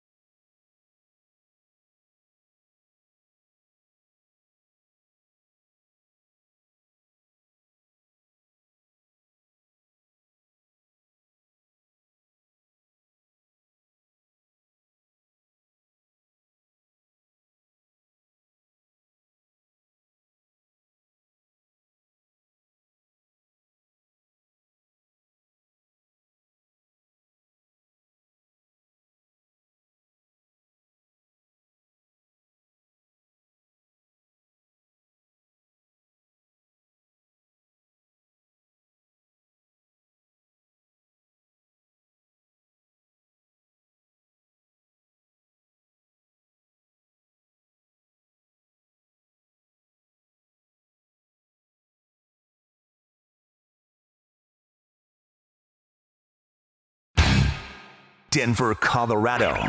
Altitude Sports Radio 92.5. It's Kreckman and Lindahl. Previously on Kreckman and Lindahl. I think when we're here in 24 hours, we're going to be talking about this is it. I will say there is a 75% chance we're talking about how the Nuggets did nothing. Oh, yeah. 75, maybe even higher. I could be underselling it at 75. But I'll put it at 75 just for the sake of setting the table.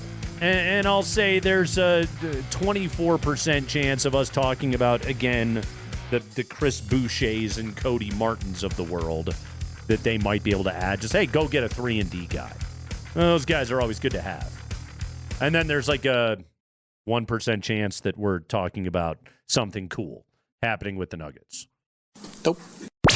Here's Nate and Andy, driven by Colorado Off-Road.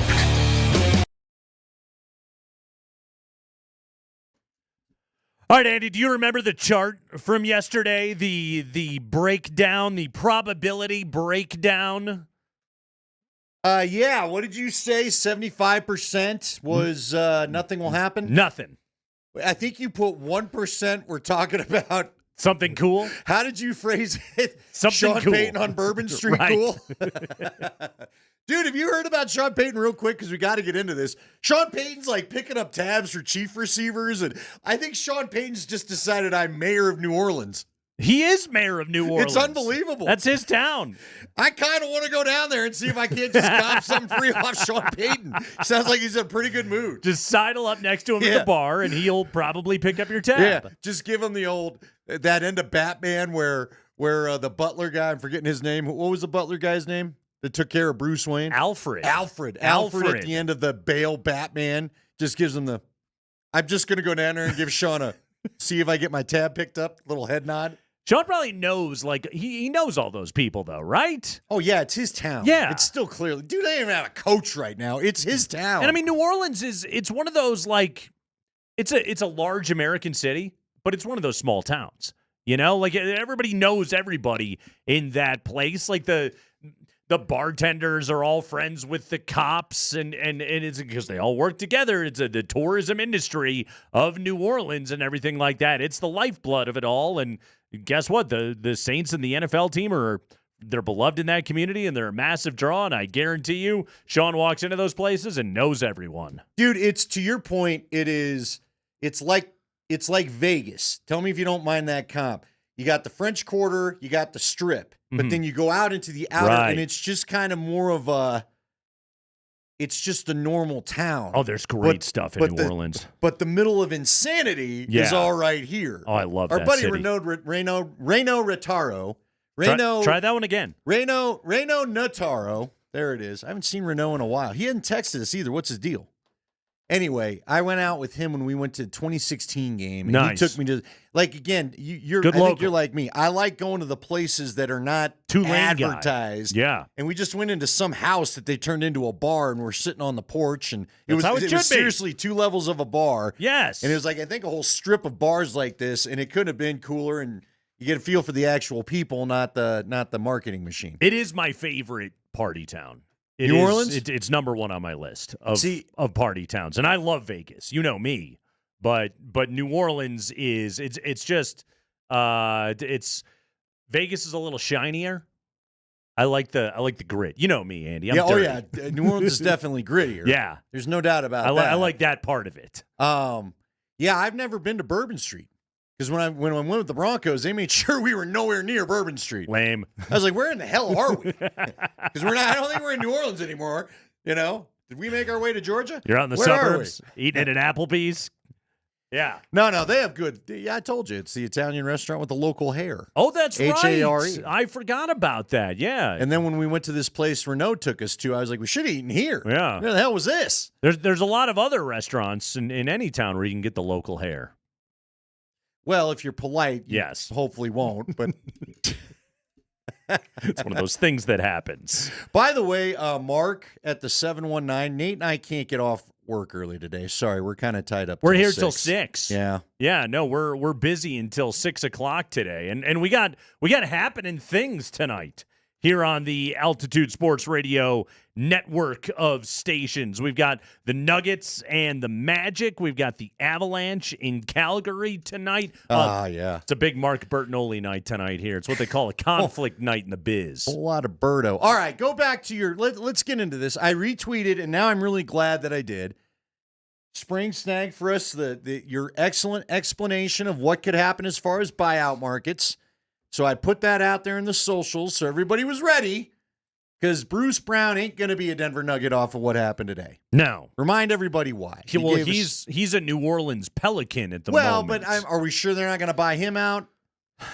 I think they're under. Or do they just need bodies, so it wouldn't matter anyway? But I think they're under the tax now. Let me put it this way: they don't need to. Sure. There's like no better option for them. They don't really need to. Maybe they could to give him a good guy deal, and maybe Bruce could, give a couple of bucks back. But I don't think so. Well, and I don't think he should. Listen, New Orleans is probably much better than Toronto right now for his taste, yeah, right? No, I would say, Bruce Brown, hang out in New Orleans and make your money this year, and then next year see what you want to do. Right. Yeah, that's what I would say to him. But yeah, nothing happened. The Nuggets didn't do anything, and the Zeke Najee, the display that they put him on over the last couple of nights didn't tickle any buying bones. They didn't get anything happening. Rumors that the Nuggets kicked the tires on Jonas Valanciunas, but ultimately he ended up going to Sacramento. My guy Cody Martin today, Andy, he ended up going to Phoenix, which I don't know what's going on with the Suns. Not much happened right there. Obviously, Jimmy Butler moved last night. He is now in Golden State. That's a fun, interesting team now. Interesting being the key word right there. Brandon Ingram, he got shopped and shipped as well. He goes to Toronto. That game ended. Yeah. You had to endure one more butt whooping with the New Orleans Pelicans, and then you got sent to Toronto. And that was that. The Nuggets have won 4 games in a row, though. They are in a good little place at the moment. They did what you're supposed to do, which is they beat the crap out of bad teams. And that, you know what, Andy, like I don't want to just dismiss that and say, well, the Pelicans suck. They do, but also you're supposed to go out and play well against those teams, and the Nuggets did exactly that. They didn't squeak by New Orleans. No, they put the foot on the gas in the second half last night. You'd look at it and go, they gave up 119 points. That's not a great defensive game, but let me do some quick math. They only gave up 51 points in the second half. They clamped it in that third quarter. Yeah, it's funny you'd bring that up because Hastings and I did a little post-game podcast to get one in. By the way, Hastings did say on that he had heard from an NBA insider that there was no takers at all. There was no conversation when it came to Zeke. Yeah. But you know what? Fine. As long as you've got guys out, maybe keep working him in and see if you can't get something out of him for you now. Maybe not. But might as well keep going because you don't have exactly murderer's row coming up here. For your $8.9 million this year, some productivity would be good. What if there was a world where I don't think Zeke Najee's replacing anybody in the top 8 on this team or anything like that. But you know what's open, Nate? On a night you need a few minutes from a big and a couple of fouls and maybe a guy to hit a putback or something like that. It'd be nice to know you could get that out of him. Listen. There is a big man, there's a backup big man spot open, okay?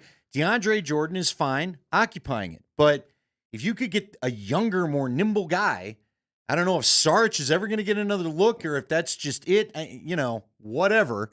But look, there is technically a role open he could try to buy some minutes in. Or just bigger opponents when you're going up against bigger, tougher teams. Hey, can you get minutes out of DeAndre at the 5 and Zeke at the 4 and buy a little bit of rest for Aaron Gordon as he's got the calf injury and Malone has already said this is going to plague him and annoy him the rest of the year. By the way, and I know he didn't have a great shooting night last night. Aaron Gordon was chef's kiss in that game. I know Michael Porter Jr. gets the headline and Jokic gets the headline for what they did last night, and CB went for 23. But what's funny about it is the 2 starters that scored the least, I thought both played fantastic games last night, and that's Aaron Gordon and Jamal Murray. I thought they were both terrific last night. Well, and you know what? Here's what I'll take. And you made the point earlier. Yes, New Orleans sucks. Yes, you did exactly what you're supposed to. Amen. You know what, though? You also lose those games sometimes. Yeah, they've had some problem with that this year. Right. So that's still a little bit of an uptick, okay? And So everybody I'll in the take NBA does that, and the Nuggets didn't do it. You know what's weird? I mean, again, so I was all up in my feels about the Avs, and still kind of rightfully so after the Vancouver thing. But God, you know what? Like Winnipeg lost a weird one. Dallas lost a weird one. Right. The Nuggets get done. I flip it to TNT. I'm like, Blackhawks Oilers. All of a sudden, the Blackhawks are taking the Oilers to overtime. Now they ended up finishing it off like they should. Dude, I feel like for whatever reason, both the NHL and NBA guys just need a break. Maybe the NHL guys, I can't wait for them to get to this Four Nations thing because I'm sick of the stupid ads. I don't want to see the ads anymore. So please, let's get this thing going. Andy, do you have an abusive relationship with the Avalanche? Oh, they're my new Denver Broncos. Okay. When I was a kid, I told you. They're doing a lot of emotional heavy lifting for you on any given day. I've told you. Disappointing. Yes. Yes. They're like, again, you got that girl. I had one of these. We all have one of these relationships. They're the girl? You're not going to hurt me again. Oh, they're going to hurt you again. That's your that Denver was the Nuggets. Broncos forever, and the peak of it was 1996 when they lost to Jacksonville. I mean, the Nuggets, do you remember the conversation we were having after the Bulls and after the next game? That was last week. Oh, I'm not. Hey, listen, I'm done with all this. We could be complaining by. Well, you've won 4 in a row. Everyone's now. on break next week, though, right? Both the Four Nations starts, I believe, next week. I think it's Tuesday, Nuggets, and then the All-Star break is Thursday, right? Yeah, Nuggets play their last game Wednesday. All right. Well, when everyone's back, I'm fully ready for schizophrenic relationship. Teenage love, we'll call it. We're great one day, we're not the next. I think the Nuggets are good. I don't know if they're great, but I think they're pretty damn good. I think both teams are good. Yeah. But are you going to screw around? Are you going to play with your food too much to screw this all up? Well, let's talk about that, okay? Because we know what the Nuggets are now going forward. When we come back, we agree they're good. How good are they? We'll talk about that next.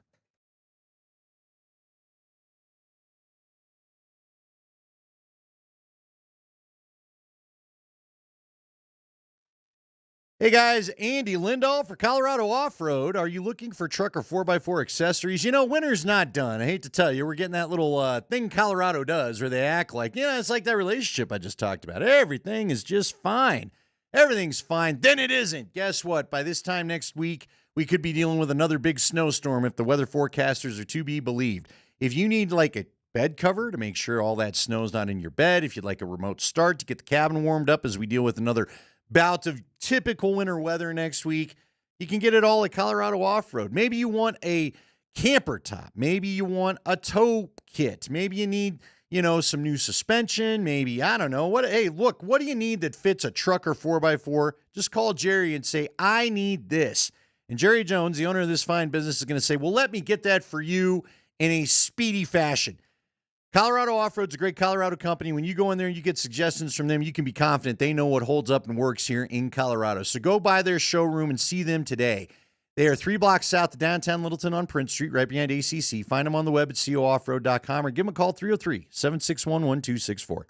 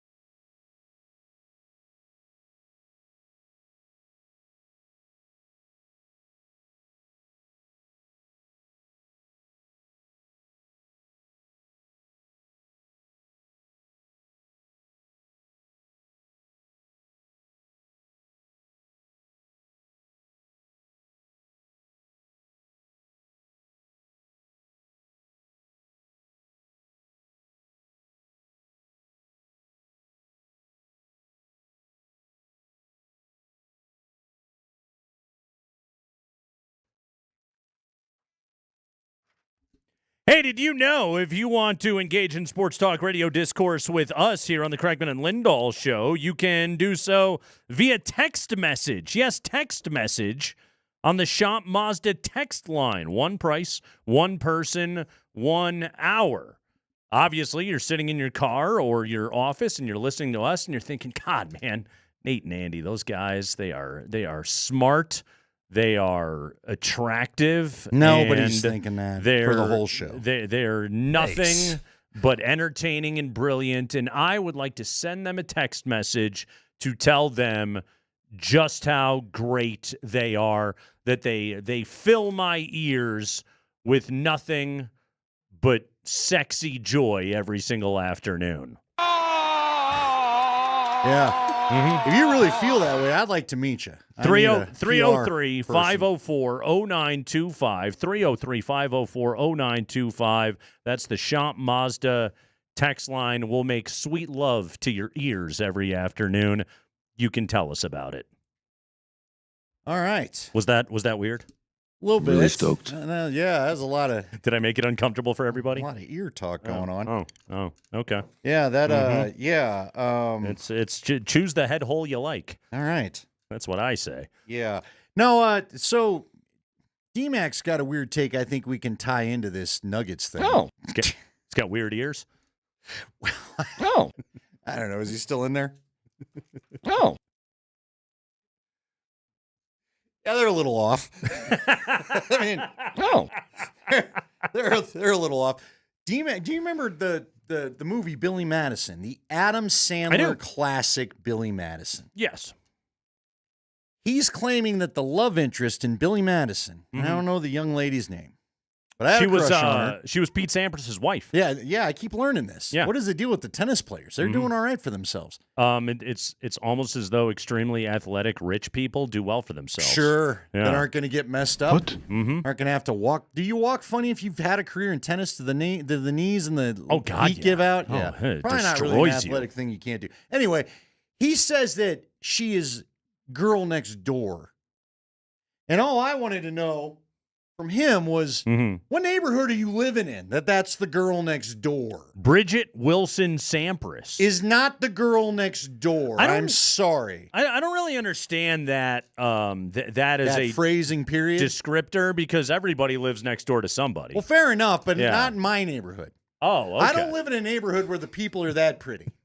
Not the guys, not the girls, nobody. Okay. Sorry to my neighborhood if you feel offended. But yeah, that is not girl next door. And Andy lives by a bunch of uggos, apparently. Sorry, folks.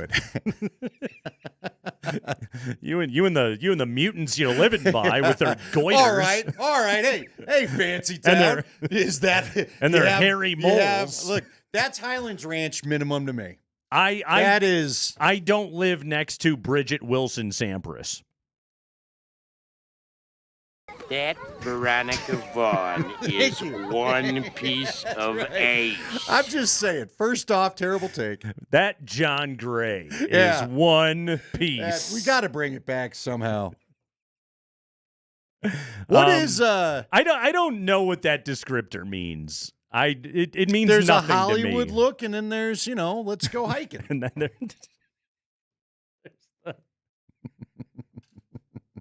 Okay. So the Nuggets were trying to add a girl next door type player, and we're unable to. Are you disappointed? I can't believe. I hate to tell you, Cody Martin is basketball player next door. That was compared to some of the people you were hoping to get. That was a sketchy landing of the plane. I got to tell you, couple of breaks. I whatever. had a lot of anxiety by the time that I deplaned right there. Cody Martin is a back of the rotation 3-and-D. That's where they were shopping. Same with Jonas Valanciunas. You were looking for a big that could give you 8 minutes a night in a playoff game? Come on, don't do this, please. Yes, that's all I was looking for, and we don't have it. Yeah. Are you disappointed though? No, because you talked about the chemistry thing. I brought it up to Scotty last night. This is just it. It's like I didn't need them to make a move just for the sake of like, oh man, see, Shams wrote Nuggets in a tweet. Something. Right, exactly. This is back-to-back years where they didn't do it. And also, the biggest thing why I kept saying this is all highly unlikely is because of where they are, the way the team is structured, and where they stand currently in the first apron of the CBA. Are you the boy next door? Would you describe yourself as boy next door, good looks? I would describe myself as the 44-year-old man, semi-cordial, but not over the top so. Attractive? To all my neighbors, okay? That's what's up. Would Abby describe you as guy next door, good looks? Let me put it this way. I've got time for a wave. How you been? But nothing else. But also, it's like, man, I got 1 hour to get this stupid project done outside the house right now. I can't spend 35 of it yapping with you, okay? Do you? I keep my neighbors at an arm's length. Do you always have the mail with you? So you can act like I just got the mail. You're doing, and I gotta get back doing in that, the house. that like I'm walking back in thing. Yeah. Now, what old guy are you imitating there? You had a hitch in that walk you just did. Well, it's the because you can't just turn and walk away. You got to make it evident, like I'm leaving. Like you watch the shoulder turn away slowly. There, you're not open with the body language, right? How many different times can I say, well, all right, good seeing you. Yeah, once the well comes out, that means this is concluded. You can go stand in your yard, but we ain't chatting. I have to do this though. I have this I'm worried about. I budgeted this time in order to accomplish the thing. Another athlete move. Do you ever fake the phone call? Hey, I gotta get it. It's not ringing. It is. It's on silent. Hello. And you're walking out of there. Hello. Just give the hello. Yeah. In my neighborhood, you know what they'd be? They'd be like, "Oh man, I don't get any cell reception here. How'd you pull that off? What plan do you got? Who's your carrier?" I have to give you a text and warn you. Hey, 5 minutes. I'm calling you. Find that 5 square feet of cell service in your house. Damn so it. you can take this thing. I'm the neighbor you're avoiding, by the way. Yes, I am. That won't shock you at all. You wouldn't even give me the shoulder. You would just do the head down, and I can't hear anything. Pretend I have earbuds in when they're clearly not like, there. Oh wait, hey, yeah, sorry. Hey, and then you go in the house real quick. Yeah. Anyway, yeah. Not upset we didn't trade for the boy next door to play end of the bench. I'm neutral about it, and I only say that because I didn't think they were going to do it. Well, yeah, you and I were trying to temper expectations yesterday, if anybody didn't pick that up. Yeah. Now, again, like, there were ancillary moves, but the core is the core. Yeah. They are what they are. They have 3 max contracts and Aaron Gordon. And Jamal and AG's contracts can't get moved right now. And there's no, as far as I know, there's no Nico Harrison that works over there at Ball Arena that is secretly pining to trade away Nikola Jokic. Right. So, thank God. Yes. All right. If that guy exists, somebody should hit him with their car. Oh, I wish I would have sent you guys the tweet. I am curious. So someone put out there, but I'm not. No, like, but to answer your larger point, Andy, I'm not sitting here today going, "Oh, the Nuggets didn't do anything. Anything they were going to do was light spackling at best." When is Luka Doncic's contract up? Is it end of the year I think situation? It's here? Is after that it? next year. I think he's extension eligible after this year. There was a tweet out there. He's in no hurry to sign on with the Lakers. Doesn't need to be. Yeah, he doesn't need to be. So do we have a world? Remember, can we read? They're bros. Hey, listen. They're buds. Can we resurrect the bit that went so south with Aaron Rodgers and turned into Russell Wilson, where we we pull out the Billy Ocean just for the sake of you and the listeners and dream about the Luka and Jokic marriage with the Nuggets. I'm here to dream. Huh? Yeah. Yeah. Yeah, no. In fact, I don't think anybody should be in my dreams at the moment. I think what they should do is step into my midsize SUV.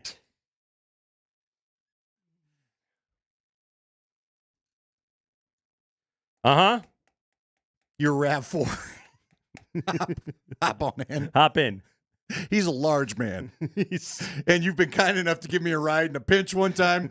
I don't know where Luka's fitting in that car. Now, I'm not saying he's getting into the Mustang. We're not taking a cross-country road trip. We're just Oh, you want your $390 million player to just cram on into the front seat? We're just scooting across town. He'll be all right. I've done that drive. I've told you with Dave Dizinfante. I don't got think... a neon. Okay. I'm down to dream. Sure. How would they afford both of them? They just can't, right? No, they could. Well, are you trading Jamal and MPJ and Aaron Gordon to make that work? Uh-huh. Okay. Yeah. That's what you then do. Do you think he'd take a lesser deal? Nope. All right. And he shouldn't. Well, then what are we dreaming about? There's nothing to dream, Nate. And he shouldn't. No, it's due. Would he take a lesser deal to play with Nikola? Would the Players Association even allow him? No, he wouldn't, but he wouldn't need to. So it's okay. It would mean you can't have Jamal and MPJ.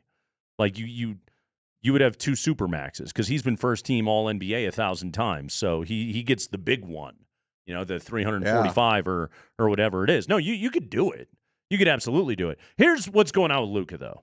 Is he's now the heir apparent to Laker basketball. And when you land there, you are now, the through line of, from Kareem Abdul-Jabbar through Magic, through Shaq, through Kobe, through LeBron. Like you are now the heir apparent to Laker basketball. He's not going anywhere. I'm assuming that Luka's a Laker for the next 8 to 10 years. But he's not American. So does that matter as much? No, I don't care. He's a Laker. It's an international brand. Guys, I know everyone hates hearing this. Oh, you're not bothering me. I'm just saying. Right. Is there any chance he wants to go hook up with a bro and not worry about tinsel? Maybe he doesn't want to hang out with Pete Sampras' wife. Now, she would then be the girl next door. He stays there. She lives next door in Bel Air? She's next door. Okay. There's no doubt about that. But no, you don't. Once you're there, because also that's the other thing is you got to remember everybody wants to play for the Lakers. That thing where the Lakers always get the good players, it's because basketball players want to play for the proudest franchise in the history of the sport in Southern California, surrounded by Hollywood. And that's, you can say, oh, that's no fair, all you want. Why do the Lakers keep getting these guys?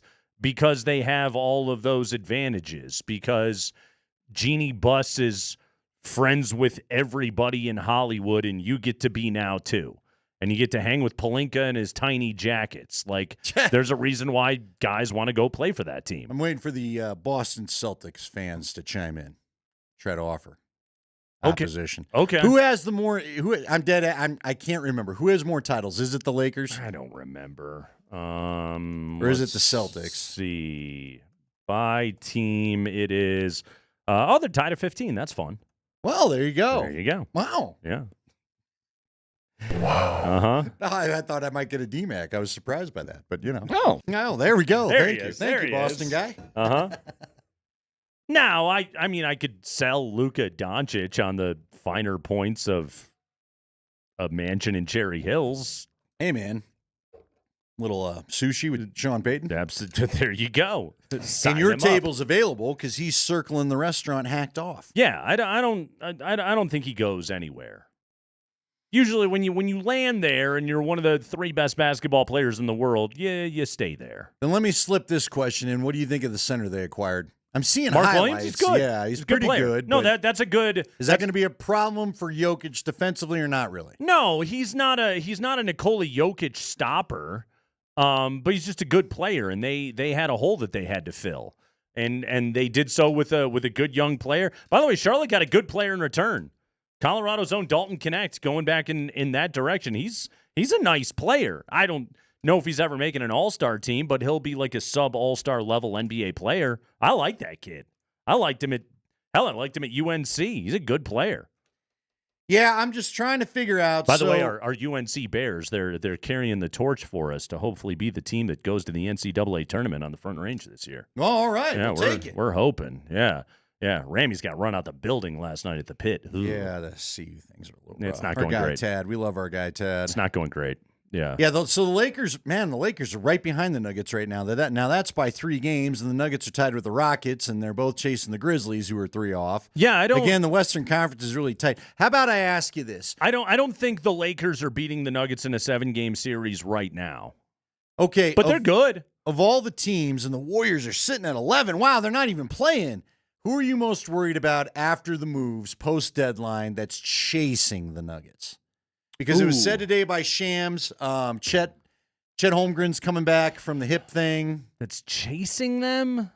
Which are the Lakers, Clippers, T-Wolves, Mavericks, and Kings. Yeah, the answer is the Timberwolves. The Suns thing, by the way, is as you and I predicted. Ramona Shelburne is saying they couldn't have had a more awkward shoot-around with everybody declining trade clauses left and right. I don't think Kevin Durant's going to be real psyched with anybody he's around not that psyched. place. Bradley Beal's not psyched. I don't know if Devin Booker cares, but so that team is in the. Although they got rid of Yusuf Nurkic, didn't they? They did trade Nurkic. They traded him that for was your Cody guy. Cody That's Martin right. trade, yeah. And Nurk and Budenholzer hated each other anyway, and Nurk wasn't playing. So is Butler enough to get him back in the playoff? Do you think the Golden playing State game? I should say. Yeah, it'll help them. They're not a contender though. They're just That's what a weird collection. You know what that move is it's just and to a certain degree, like I kind of respect what the Warriors tried to do. Steph's an all-time great. They're trying to do something for him at the age of 37 of see, we're trying. Okay, we went and got you Jimmy. We went and got you another all-star level player. They can win a series, sure. They're not a real threat to do anything, though. Yeah, it's Draymond's 35, Jimmy's 35, Steph's 37.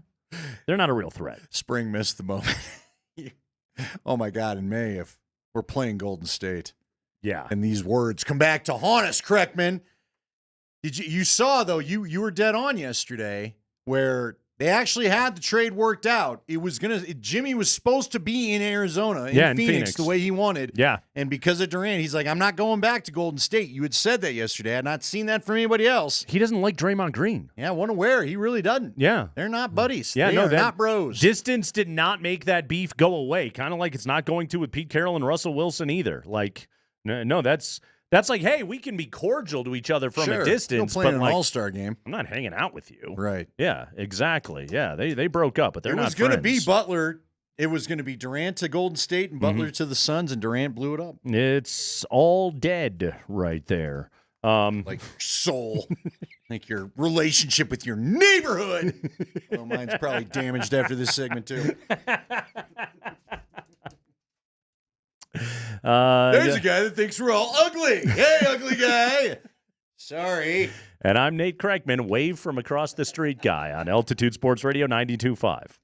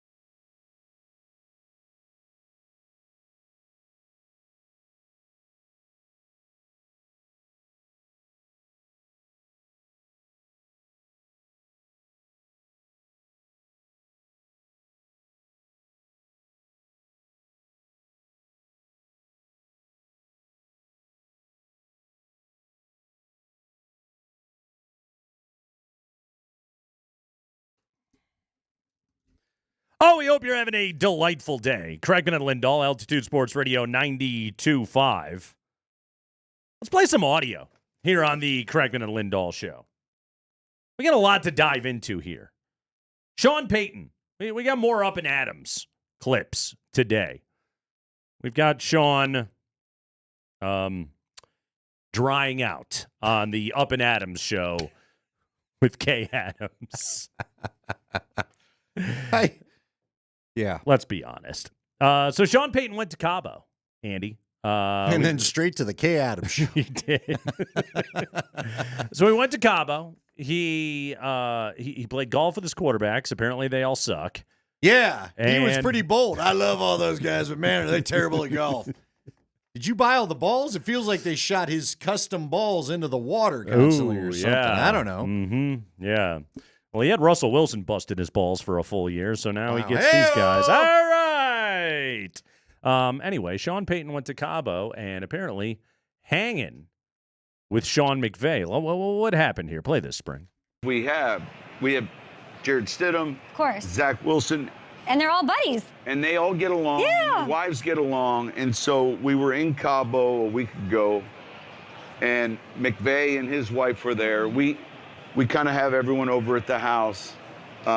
We had a McVay rule in Cabo. He couldn't talk to Bo Nix. It makes sense. Separate rooms. No, cannot talk to each other. Yeah, that's it.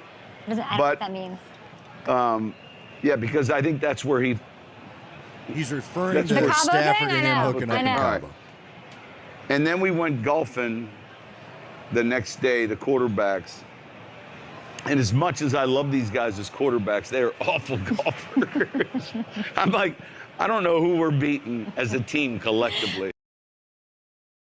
So as quarterbacks, they suck at golf. And they all hung out. Yes. Uh-huh. And the McVays were there. Sean McVay doing his Cabo thing where he does his business. And again, to remind everybody, if you don't remember the story he's referring to. If you missed Andy's DVD commentary in the middle there. Yeah. Uh-huh. My Mystery Science Theater 3000. Thank you. Yes. So back when they traded for Stafford and McVay happened to run across each other, quote unquote, in at Cabo. And that's when McVay's like, let's do this. Yeah. Let's trade Jared Goff. They were broing out by the pool. They told the wives to take off and they talked football. Go get some umbrella drinks at the bar. They talked ball. Right. And they found out that they were kindred spirits. They drew plays in the sand. Sean McVay thought, you know what, I really do hate Jared Goff. This is a better situation for me. And you know what? History would prove him right. Yeah. Yeah. Yeah. So Sean's joke was, you're staying away from my quarterback, but no one's trading. You're not going to. Yeah, he's on a rookie You can say, deal, no, I'm not trading him to you. But if you are Sean Payton, though, like you probably do want to put up somewhat of a curtain there between Nix and Sean McVay, because what could happen there is, while the rookie contract thing is very real, also it's possible that Bo Nix could be enlightened to the fact of, like, not every NFL head coach is like Sean Payton. Sure. Yeah. And that could just be something down the line that he could keep in mind. Yeah, it could. Yeah, it could. Or, yeah. Uh-huh. So we'll see. Yeah. Thank you. Well, I don't know what to tell you. I actually think Bo enjoys Sean. I do. I think Bo's one of the guys. Look, I think there's a lot of players that like Sean Payton. It's hey, if you're Bo Nix, you got nothing to complain about. The guy drafted you at number 12 and he overall. went all in for you. He made you the starter immediately. He didn't even mess around with you. Got to earn the job or anything like that. It was, you're going to be my quarterback from the jump. Like, all of that is very attractive, but also, like, Bo Nix is also getting to a point now where it's like he's proven he's a starting NFL quarterback. So, he'll have more. He's allowed to look around the bar. He'll have more dance requests. Yeah. Yeah. If you will. Let me ask you this though: mm-hmm. Is Sean Payton even going to stay in this? Is Sean McVay even going to stay in this thing long enough for Bo Nix to become a free agent? Don't know. Great question. Every year there's rumors that he may retire. Yeah, Sean McVay again. Let me be clear. That he's burned out. That he's he wants to go enough, right. broadcast for a while. And look, if they're not going to have Stafford back, but here's the thing. I mean, sure, you got Bo Nix away, mm-hmm. Did you chat about a bearded wide receiver while you were at the pool? Or I would imagine that? it. You know what I mean? Sean Payton's not afraid to bring that up in conversation. He picks up the tab. Yeah, he's not afraid to chat bring about that your up. wide out, how much money you might keep. We're going to talk to Cosmiter coming up here in just a few minutes. Nick, he contributed to the Athletics' 9 trade proposals for Cooper Kupp. Okay, I saw our friend Jordan's name was on the byline. Jordan Rodrigue, who covers the Rams, who's great, friend of the program. But she kind of compiled all of this together, and what Cosmiter wrote is the Broncos would send a 6th-round pick to the Rams for Cooper Kupp, and the Rams would pay a major portion of his 2025 salary. Yeah, I can't wait to find out. See, that's where I wouldn't mind having Jordan on. What is the major portion? Is it simply that roster? But look, $7.5 million is a major portion. Let me read Nick's second paragraph to you. The Rams will No, almost... don't read it now. We'll talk to Nick about it. You don't want me to spoil it before he comes on the show? If you want to, go ahead. I'm living in the moment, Andy. I'm making sweet, sweet love to the ears of the listeners, okay? Nice. Please stop painting that picture. It's tender. It's full of caressing. No. Please stop. Do you want me to do this in a soft voice? Please. You know what? Now I'm curious. Now I want to know seduction, Nate, for this is what Abby deals with. Go ahead. Wait, what was that one? Harbaugh? Was that Harbaugh? Brutal. Oh, no, that's right. That was Peyton. The Rams will almost certainly have to eat a major portion of Kupp's 2025 salary to facilitate a trade, perhaps all but the $5 million to $7 million he might be worth on the open market. After that part of the deal is in place, the Broncos could offer one of their 2 6th-round picks in 2025. I feel like I'm going into like a weird movie announcer thing. I feel like I had it. You ain't seducing anybody. I was velvety for a moment. Sure. But the problem is Andy, I'm such a classically trained broadcaster. No, I'll tell you the problem. Okay. I am really my inner child is Howard Cosell. And nice. So what happens is anybody that I have ever dated before in my life would probably tell you this is the issue is while I'm trying to seduce, it sounds like I'm doing a live read for how you can, This is the start to the new Jurassic Park trailer you just did. As okay. it's just going to get big and more dramatic as the dinosaurs show up. In a world. Here's the thing that I think also was your problem. No, you started out, that's the soft little music. Maybe it's a flute. Mm-hmm. Maybe it's a cello. I don't know. Aaron said I sound like the Twilight Zone guy. But yeah, you kind of had that going on too. Hey, everybody's got their thing, and it's worked for me a few times, okay? That's all I'm saying. But here's the thing. You started out in your usual sultry voice, but then you had to look up and see me, and the mood is gone. You're not there anymore. And now... Get a mental picture of Andy, and then you decide, I need a minute. I'm going to... Here, you could try it again. Why don't Nobody's we... in the booth. Just turn towards the black room. Why don't we flip the game on for a little bit? You want to... You hungry? Oh, good God. You had the Kyle Keefe in your head. We could try again later. Here, you want to try it again as you look there? I'm not going to be able to... Oh, good God! I'm not going to be able to scrub this for a little while, okay? The old... Hold on, though. I do have a question, and maybe it's better for Nick. What is, if you're eating all the celery, then what's the point? I thought they were dumping Kupp because they wanted celery. Celery it's negative calories. Celery! If you eat too much of it. Not celery. That's the issue, Andy. $5 to $7 million he might be worth on the open market. After that part of the deal is in place, the Broncos could offer one of their 2 6th-round picks in 2025. They get a 6th-rounder. I don't get that. I just don't get it. Oh, You're going to eat most of the salary for a 6th-rounder and very little cap savings. Is there? What if you eat most of the celery? Well, you can have all the celery. Okay. The only time I have celery is when you've thrown it in the stuffing at Thanksgiving. Ah. Seriously, I don't understand what the Rams are getting out of this. Is this like the Luka Dallas situation? Does someone not like each other? Why are you that desperate for the guy to be gone? You get savings and a draft pick. Not a lot of savings from what you're describing. Not that much. No, not that much. You're only gonna save about $5 million or whatever. Savings and a draft pick. That's what you get. Welcome to the world of NFL transactions. Are you planning on my drafting friend. Tom Brady? You got that figured out, do you? Welcome to the world of it's you pair the sixth with a third, it turns into a second. Hey, we're doing draft deals over here, pal. Come on, that doesn't feel like where's your imagination right now, Andy? I don't understand why you do that deal for $5 million of savings. The guy feels like a solid NFL player. Why do you want him gone that bad? That feels to me like you want him gone. They do want him gone. You not like that he doesn't shave? Have you gone Yankees on us all of a sudden? No, they don't like the part where he's expensive and doesn't play that often.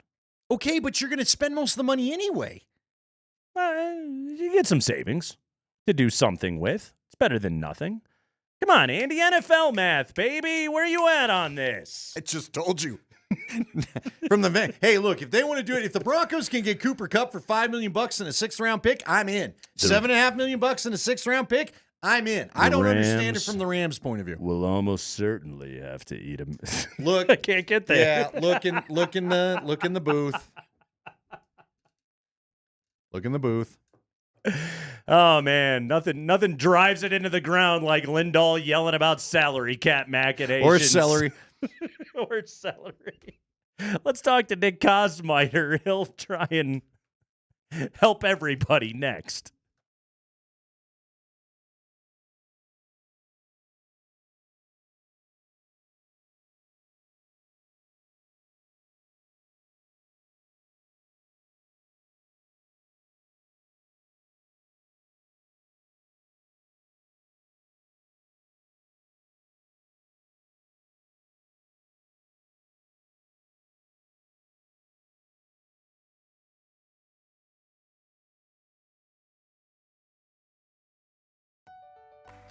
Hey, it's Nate Kreckman for my friends over at Apple Air. If you need a new heating and cooling system, but you don't want to be paying up front, well, Apple Air has you covered. For a limited time, you can get a brand new system with no payments and no interest for 12 months. That means total comfort now, and you don't pay a thing for a full year. And when we're talking about Apple Air, guys, we're talking about value. Okay, because Apple Air installed the furnace in my house, and the features that they provide at Apple Air, they're standard. Those are upcharges with other HVAC companies, but that's not the kind of value that Apple Air is going to try and give you. They're going to try and take care of you. That's right, Apple Air right now offering $1,000 off a brand new heating and cooling system for a limited time only. Comfort and efficiency, that is what Apple Air is going to do for you. Give them a call, 303-733-2813. That's 303-733-2813. Or visit appleair.com. Apple Air, the experts that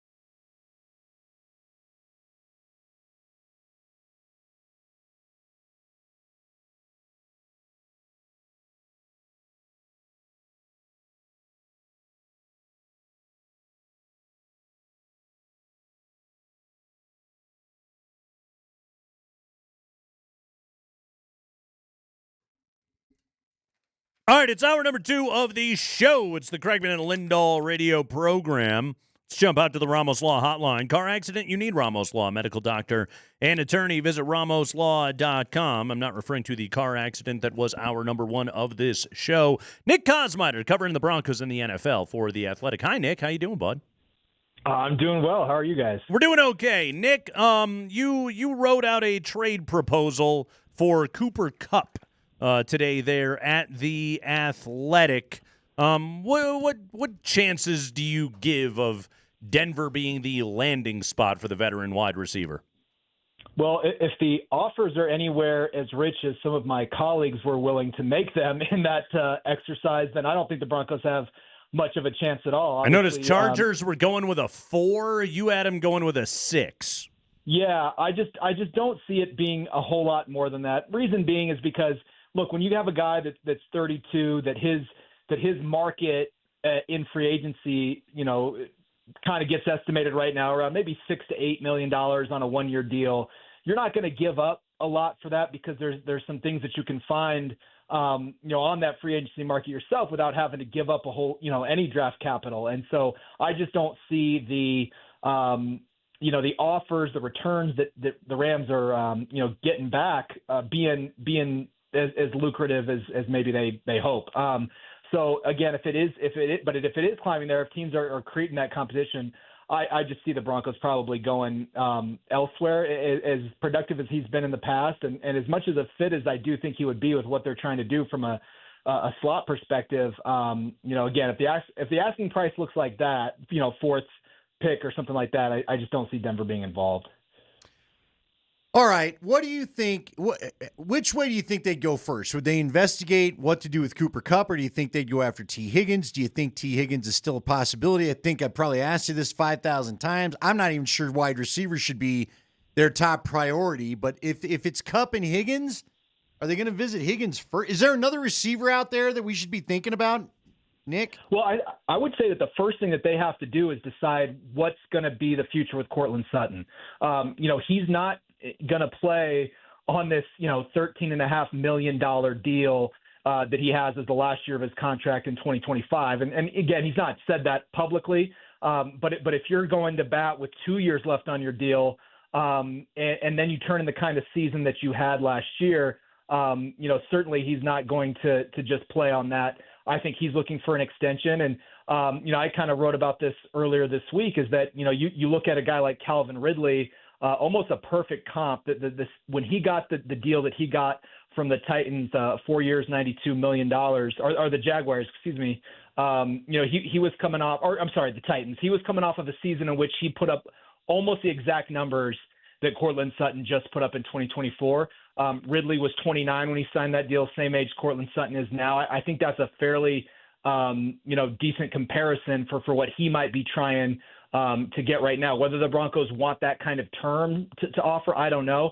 But I see those sides ultimately probably coming together this offseason to work through an extension and hopefully avoid, kind of the quasi holdout that he had last year. But they got to get that figured out first.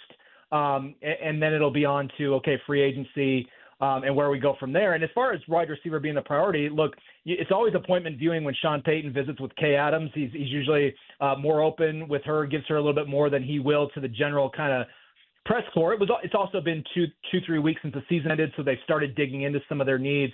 But he said it flat out, wide receiver, he thinks they're a little bit better off than maybe other people do.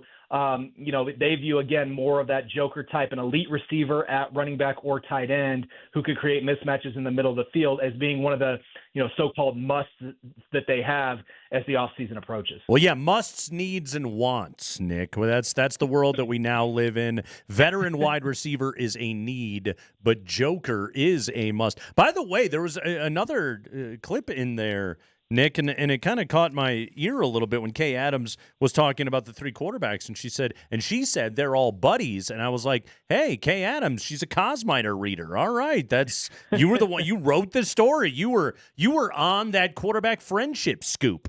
It's interesting. Sean Payton has sort of, I think maybe he read it too. He's like, man, these guys have all the fun, and so he's gonna worm his way into their their vacation there. And well, he did, and then he took him to play golf, and he was like, "You guys suck." So you guys suck at golf. I don't know if Sean Payton's bringing the vibe that they necessarily get on game and dinner night. That Right. you write about there, Nick. Let's revisit Joker. Okay, that's a must. All right, they need a Joker, and Sean specifically named previous Jokers: the Reggie Bush, Darren Sproles, Alvin Kamara's of the world, and Jimmy Graham and Jeremy Shockey. We were looking at the numbers yesterday, Nick. Nobody on the Broncos came even close to sniffing any of that stuff. So then that's my question. There is how are they going to do this? Where are they going to find a Joker? Is it a guarantee that in the first round of the draft they're taking either a running back or a tight end? Well, it's such an interesting thing, right? Because he it almost is like he's since leaving there and kind of reflecting, as obviously he's going back to New Orleans for the Super Bowl, clearly a time to reflect on what, his tenure there or whatever. And he said in that interview was like, we were spoiled here. And you think back to it, it's like, man, they really did always have somebody on that roster that fit into that description, that was creating mismatches either out of the backfield in different alignments as a tight end. And, if it was that easy to get one of those guys, they would have already gotten it. But instead, it's been 2 off seasons in a row where they've been searching for that to add, and particularly this past off season.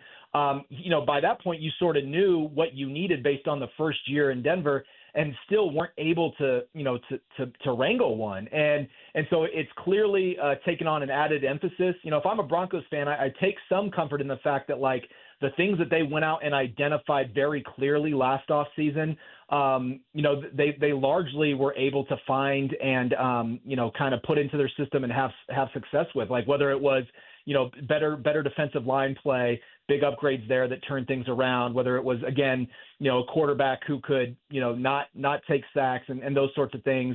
You go down the list, they found those things. But again, if it was so easy to just, hey, we need a Joker. Let's go grab a guy that does that.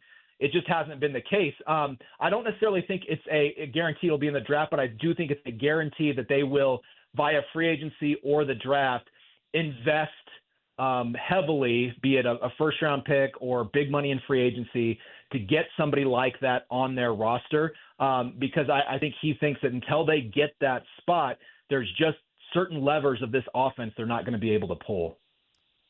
What do you think's the better option to find that, though, Nick? Like, is there really a Joker-type player in free agency at this point? I can't say I've, combed through the class yet, but, man, if I were to ask you who's the Joker in the draft, we'd all go to Ashton Jenney, your guy Scattaboo, obviously Ty Warren. I mean, it feels like the Joker's more likely found in the draft than free agency, isn't it? I certainly think that there are a plethora of options. It's a pretty good draft, seemingly so far, for running backs and tight ends. You mentioned Tyler Warren. I think, Colson Loveland out of Michigan, just reading stuff from various draft analysts, think he could be, perhaps even a better receiver than Warren is, even though obviously Warren was the guy with a huge production this past year, and Loveland dealt with a couple injuries. Free agency, not necessarily. It's definitely not a place where you typically find home run type tight ends. Like, when you have one of those guys as a team, you hold on to him. One guy that is sort of, intriguing to me is Aaron Jones. Obviously the season that he had coming off Minnesota, just a lot of production as a pass catcher, some of the best of his career.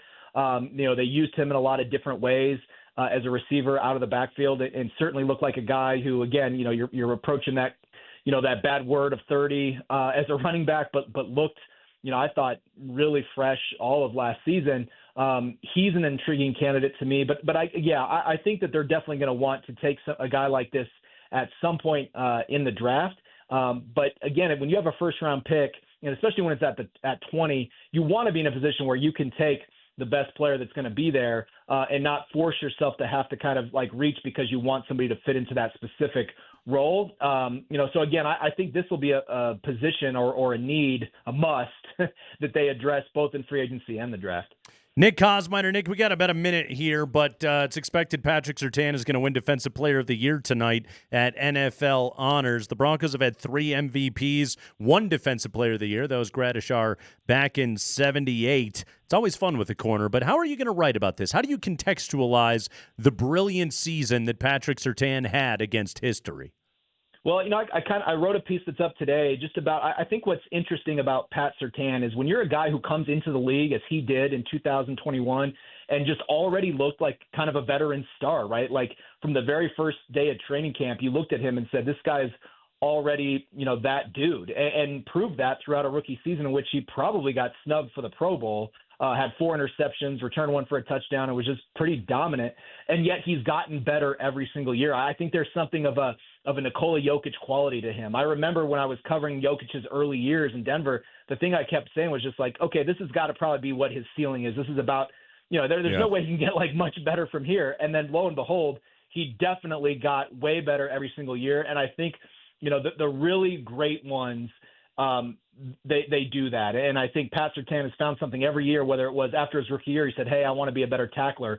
After year 2, it was, I need to be more of a vocal leader. We've seen that. He organizes team dinners, vacations, stuff like that, more of a presence in the locker room. And then this year he said, hey, I don't care if they're not throwing to me. I have to find ways to go out and make plays. And he did that in some of the biggest moments of the year. Again, that's why he's on a Hall of Fame trajectory, not because obviously his resume is already what it is. He's probably going to add a DPOY award tonight.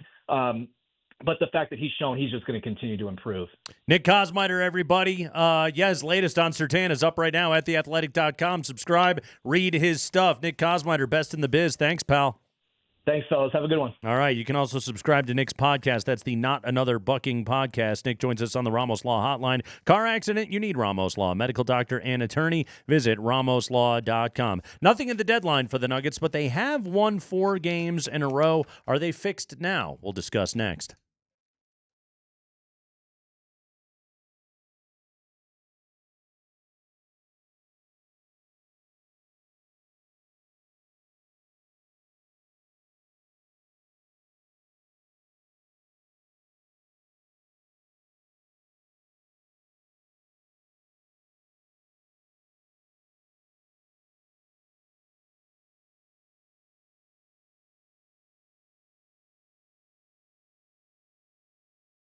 Hey guys, Andy Lindahl for the Rocky Mountain Men's Clinic. You've heard a lot about how treating low testosterone can improve your sleep, your workouts, your energy levels, and more. I've told you plenty about that over the last year or so. Let's talk about your sex drive, because low testosterone can have a significant impact on your desire for intimacy. Your desire to talk like Nate did earlier in the program, to try to get the mood up and going. It can even factor in erectile dysfunction, and if you're in a relationship or wanting to be in a relationship, a low sex drive really could be a problem. So you don't need to live with this, because there's solutions over at the Rocky Mountain Men's Clinic. This can start affecting men in their early to mid-30s. So if you are feeling any of those symptoms I just talked about, decreased libido, putting on weight, less productivity at the gym, poor sleep, waking up feeling tired, or sad and depression, along with maybe a lower libido, go to Rocky Mountain Men's Clinic and get this solved. You can visit their website, RockyMountainMen'sClinic.com. If you want to take a further quiz there, here's how the first visit goes. They draw your blood and have your results in 30 minutes. You'll then discuss the results with a Colorado licensed medical provider. The cost of the appointment's only $99, which includes that consult and a T and PSA test. If you sign up for testosterone treatment the day of your appointment, the visit is free. They've got 5 locations throughout Colorado, including the Springs and Fort Collins. No need to wait. Call them today, 720-440-7900 or the RockyMountainMen'sClinic.com.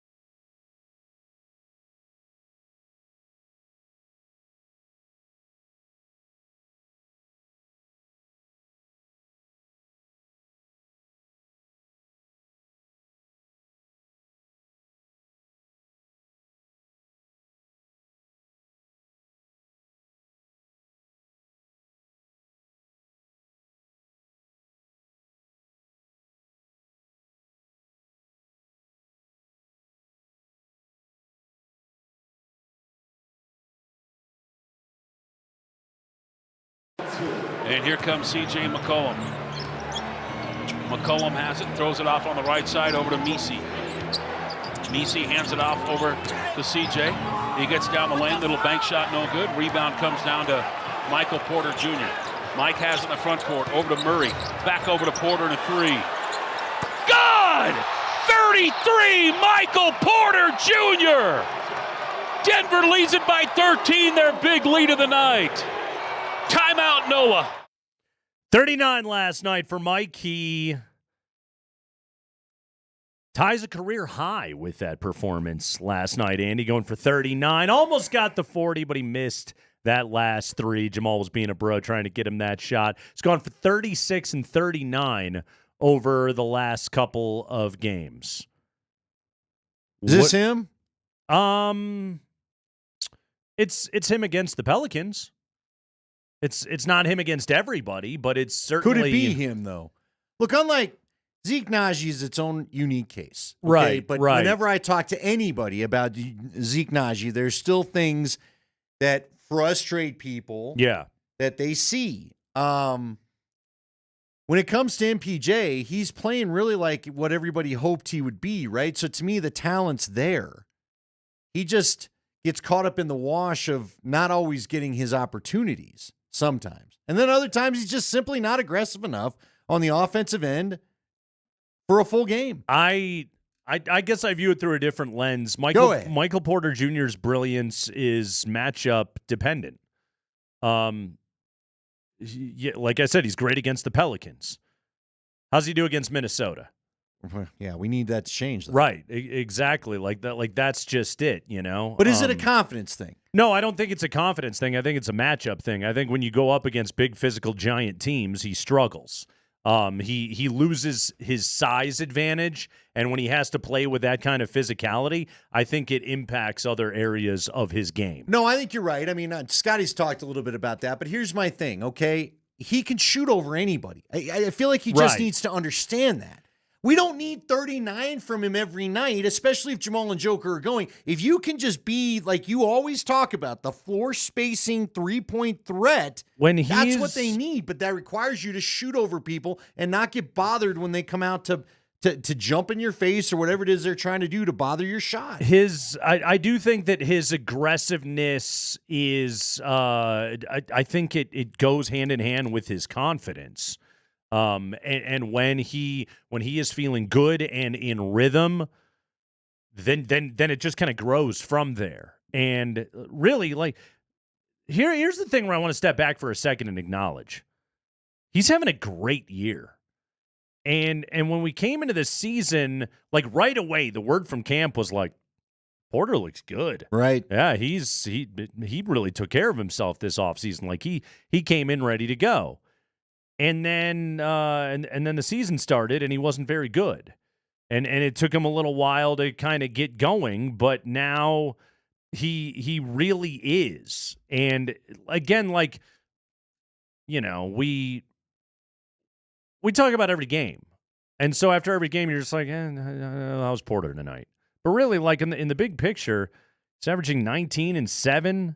You know, he's shooting 52% from the floor. He's doing more damage. His float game has really become a huge part of what he's doing. He's having an excellent three-point shooting season right now. He's making 42% of his looks. He's really having a great year.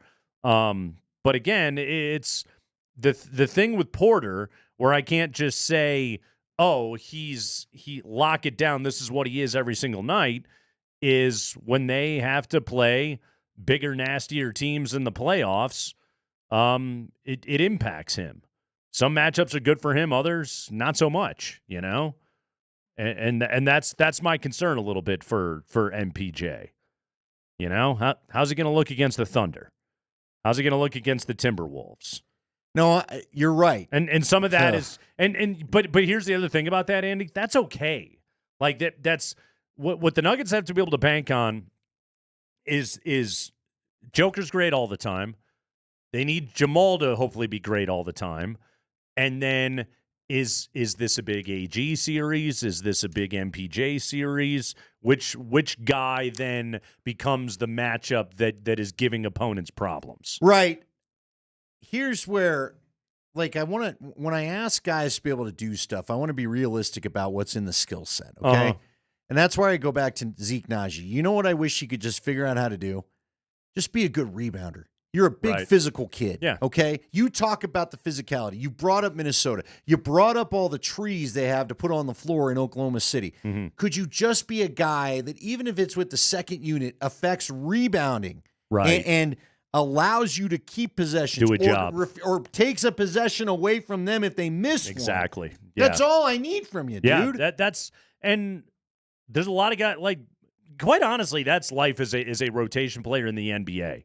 You know, if you're one of those guys that's just like sort of okay at everything, you probably don't play that much. Right. You know, like what you need is you need to have a skill set that you get paid to go out and do. Like Julian Strawther is developing into a really nice offensive player, and there's defensive shortcomings that are going to frustrate, and I'm still curious how Malone is going to handle that when they get to the postseason, but like, God, he's got good feel for the game. Do you remember that play last night? I think it was third quarter, maybe fourth. But Joker it was off of a turnover. Joker was leading the break. They're in transition, and Marlowe even said it. He said it's a slow break, and then Julian recognized that because Jokic playing at a slower pace. Nikola's got that power about him. He slows everybody down on the floor. Well, Julian recognized that. He cut right to the basket like a laser, and Jokic just fed it to him for an easy layup. But that's that kind of thing of like that's that feel for the game that Julian's developing right now, and he's becoming a really good offensive piece. Yeah, and your point always, everyone's better with Joker. That too. Well, for example, here you go. Dan Hyde had this in today's notes before they play the Magic tonight. Right now, the best two-man game in the NBA, Nikola Jokic and Christian Brown, Michael Porter Jr. Oh! Here we go. This is ranks among duos that have played at least 1,250 minutes together this year. Offensive rating, Jokic and MPJ, number 1. Net rating, number 1. Effective field goal, number 1. Assist ratio, number 1. Last night, Porter went for 39. Joker went for 38. First duo in Nuggets franchise history to each have a 35-plus point double-double last night. By the way, first duo to have ever done that, both making 5 or more three-pointers as well. So, yeah, they're kind of doing all of it together right now. And, again, Porter's he's having a marvelous year. But I also think with Porter, Andy, the sample size is good enough and large enough that we know what he is. Yeah, we do, but I guess... And what he is a really, really good NBA player. It is, but again, when you need the three, all I really want from him is the consistent threes, which he's pretty good at doing. But then you bring up the playoff series where guys seem to get in his grill because, you know, frankly, Jamal needs to be on this ledger too. But I've grown to... Some nights Jamal has it, some nights Jamal doesn't from the three-point line. But I feel like Porter's baseline for getting that contract was the three-point shoot. You know what I really liked about Jamal's game last night was a bunch of dudes had it going, and he took 7 shots. And he had 6 assists, but he was a facilitator out on the floor last night, and they don't have Westbrook at the moment. So Jamal went out there and said, I will play point guard tonight. I don't have to be hunting for my shot. I can just set everybody else up. God, he had a great feed inside to Joker. Like, it's so funny. We had this conversation the other day, and I swear to God, his entry passing in the last week has been really good without Westbrook out there. So it's not as though he completely forgot that skill set. But yeah, like, again, Jamal just facilitated last night. AG had 12 assists in that game. Other dudes had it going, and it was just like, okay, feed those guys all night long. They played marvelous last night. And again, I know it's the Pelicans. Yeah, but hopefully it works like a good practice that sets you up for tonight against Orlando. They scored 144 points. Yeah, they've got it going. Look, the only thing my big beef with last night, and you brought up the point earlier, they shut it down in the second half. But I didn't love the 68 points you gave up. You know, it feels like they've been giving up some really big first halves if you could shut that down. But last night, I should say, at least felt familiar where you kind of played with your food the first half and then you got down to business in the second. Third quarter, that's as good as that team can play. And that's what this core has done. Yeah. Yeah, traditionally it's what they've done. Ball Arena doing the wave up 18 in the fourth quarter last night. That means you're having a great time. Hey. You're Sean Payton on Media Row. And what I appreciated about that is that's appropriate. First off, they don't do the wave at Nuggets games hardly ever. No, I can't remember I don't think we even did one during the playoff run, did we? No, I don't recall one. No, those games are intense. Like, you're in them. But when it's the second game in a row against the Pelicans and you're trouncing those dudes in the second half, do the wave. I'm all for it. Yes. Also, I used to get worked up over it's a one-run game in the eighth. What are these rubes doing the wave for over at Coors Field? I don't care anymore. I'm dead inside with that place. Do whatever you have to do to enjoy yourself, okay? Whatever it takes. Chase a cat. Run onto the field. Well, maybe don't do that. Knock into an MVP candidate. Whatever you need to do. Maybe not. Maybe go up to the party deck. Party on the deck. Katie also revealed last night she was sharing some Zeke Najee anecdotes on the broadcast. Did you catch this, Andy? I can't say that I had the sound up the whole time. So no. So she talked about his proclivity for playing piano, which we've talked to him about before here on the show. Not breaking that to us, Katie, but she did give us this. Do you know Zeke Najee eats 13 to 14 pieces of French toast for breakfast on game days? No. Yes. I heard her talking about how he always finds a gym no matter where they go, and he goes and shoots a lot. But yeah, Porter's is that talked to about work that as well. off the French toast? I think so. Yes, on a game 13 day. to 14 pieces? 13 to 14 pieces of French toast is the breakfast that Zeke Najee is putting back on a game day. What's your bread of choice when you're cranking out some French toast? Because I'm a Texas toast guy. Soak that Texas thing toast. up. Okay. Give me the bread that can hold a little of what I'm trying to put on it. Okay. It's delightful. I like a King's Hawaiian. A King's Hawaiian. Yeah. Interesting. Is the direction I go. Any sweeter sourdough bread. people? Sourdough with the French toast is strong as well. Mm-hmm. Yeah. See, now I got to know what kind of bread he's using. Is he Jim Nantzing this thing where he's slapping down the kind of bread he wants in his French toast? I think it's whatever is available. I'm guessing at the hotel buffet that day. Not picky? Not in his point of life where he can slap down a picture and go, you better give it to me this way. 13 to 14. Ooh, a brioche. That's Ooh, a good bread. a brioche is strong. Sometimes I'll go with the cinnamon swirl brioche. Oh, yeah. Mm-hmm. That makes a good Tasty. French You toast gonna go right home and there. have some Brenner? Talking that voice I down. know. I'm thinking about Are it. you going to describe? Yeah, I'm about to put the syrup You know all what, over though? the French toast. Here's my concern, Andy, is if I'm moving eggs into another meal, I'm going to have to take out a loan, okay? Man. Hey, you're doing the American financing. You may have to revisit that old mortgage rate again. So maybe let's lay off the French toast right now. Are you looking to consolidate your debt? Are you looking to consolidate your egg budget?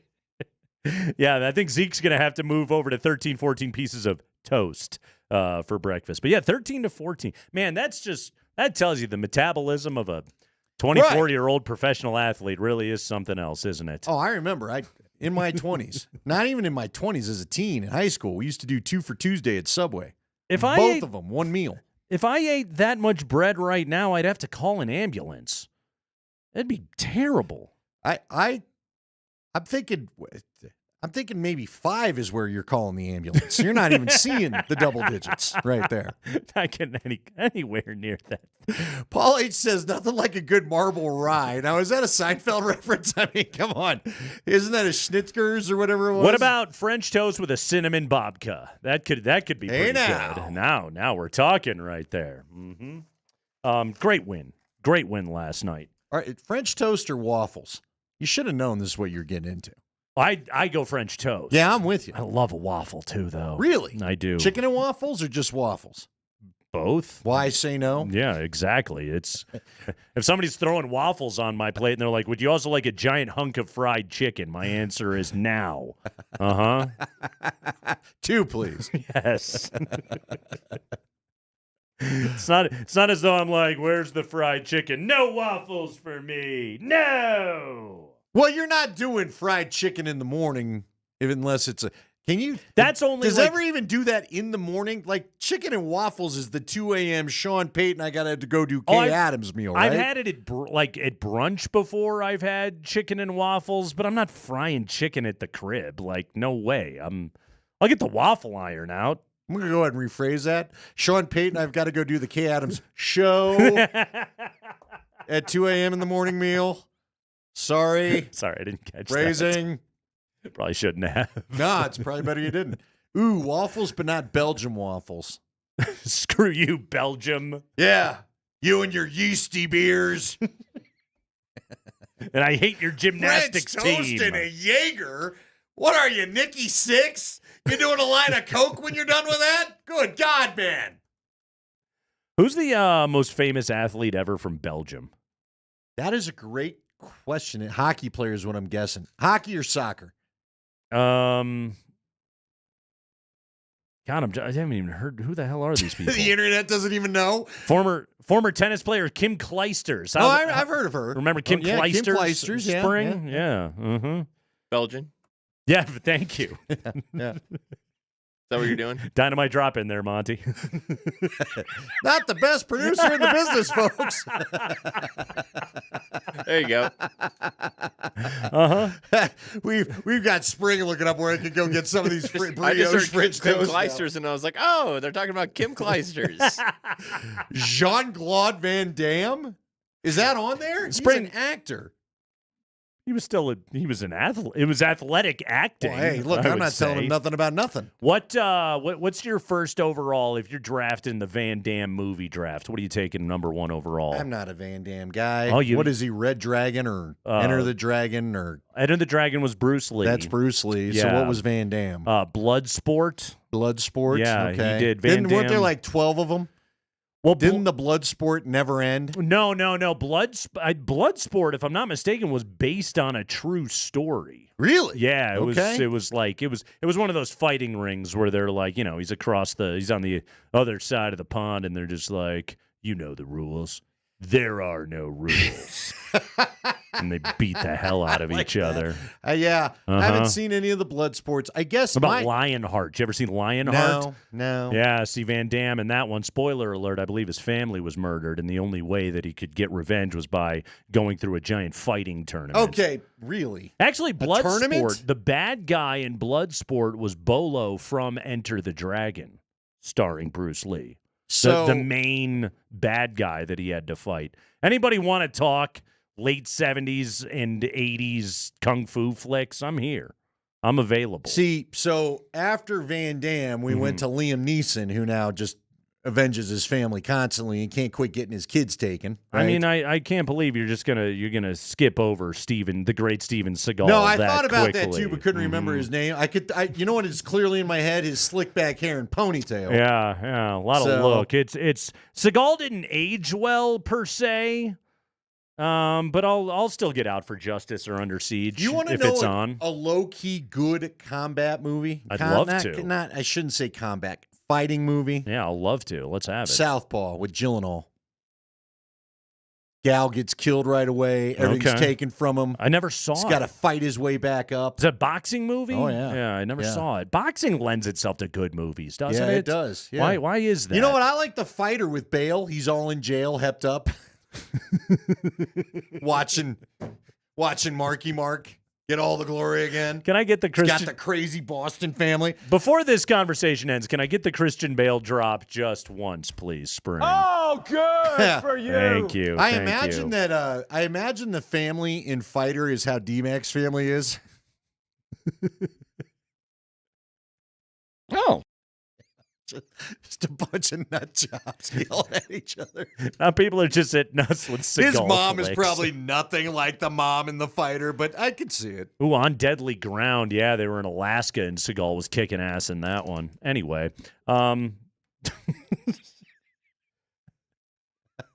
Hey, Kevin Shockey, 4:41 on Thursday afternoon. It's Altitude Sports Radio 92.5.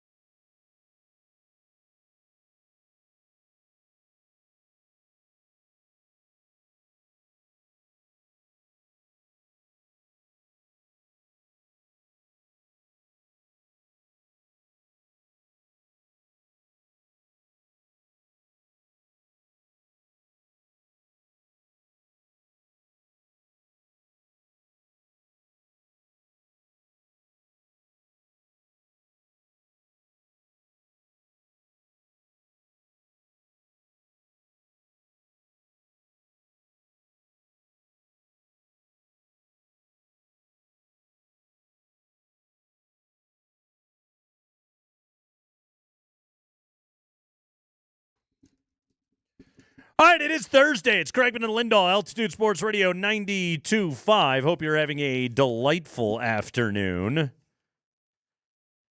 Nuggets didn't do anything. Avalanche back at it tonight against Calgary. I say they didn't do anything. They've won 4 in a row. It's not like there was something that they absolutely had to do to still be a championship contender. No, they're a championship contender right now.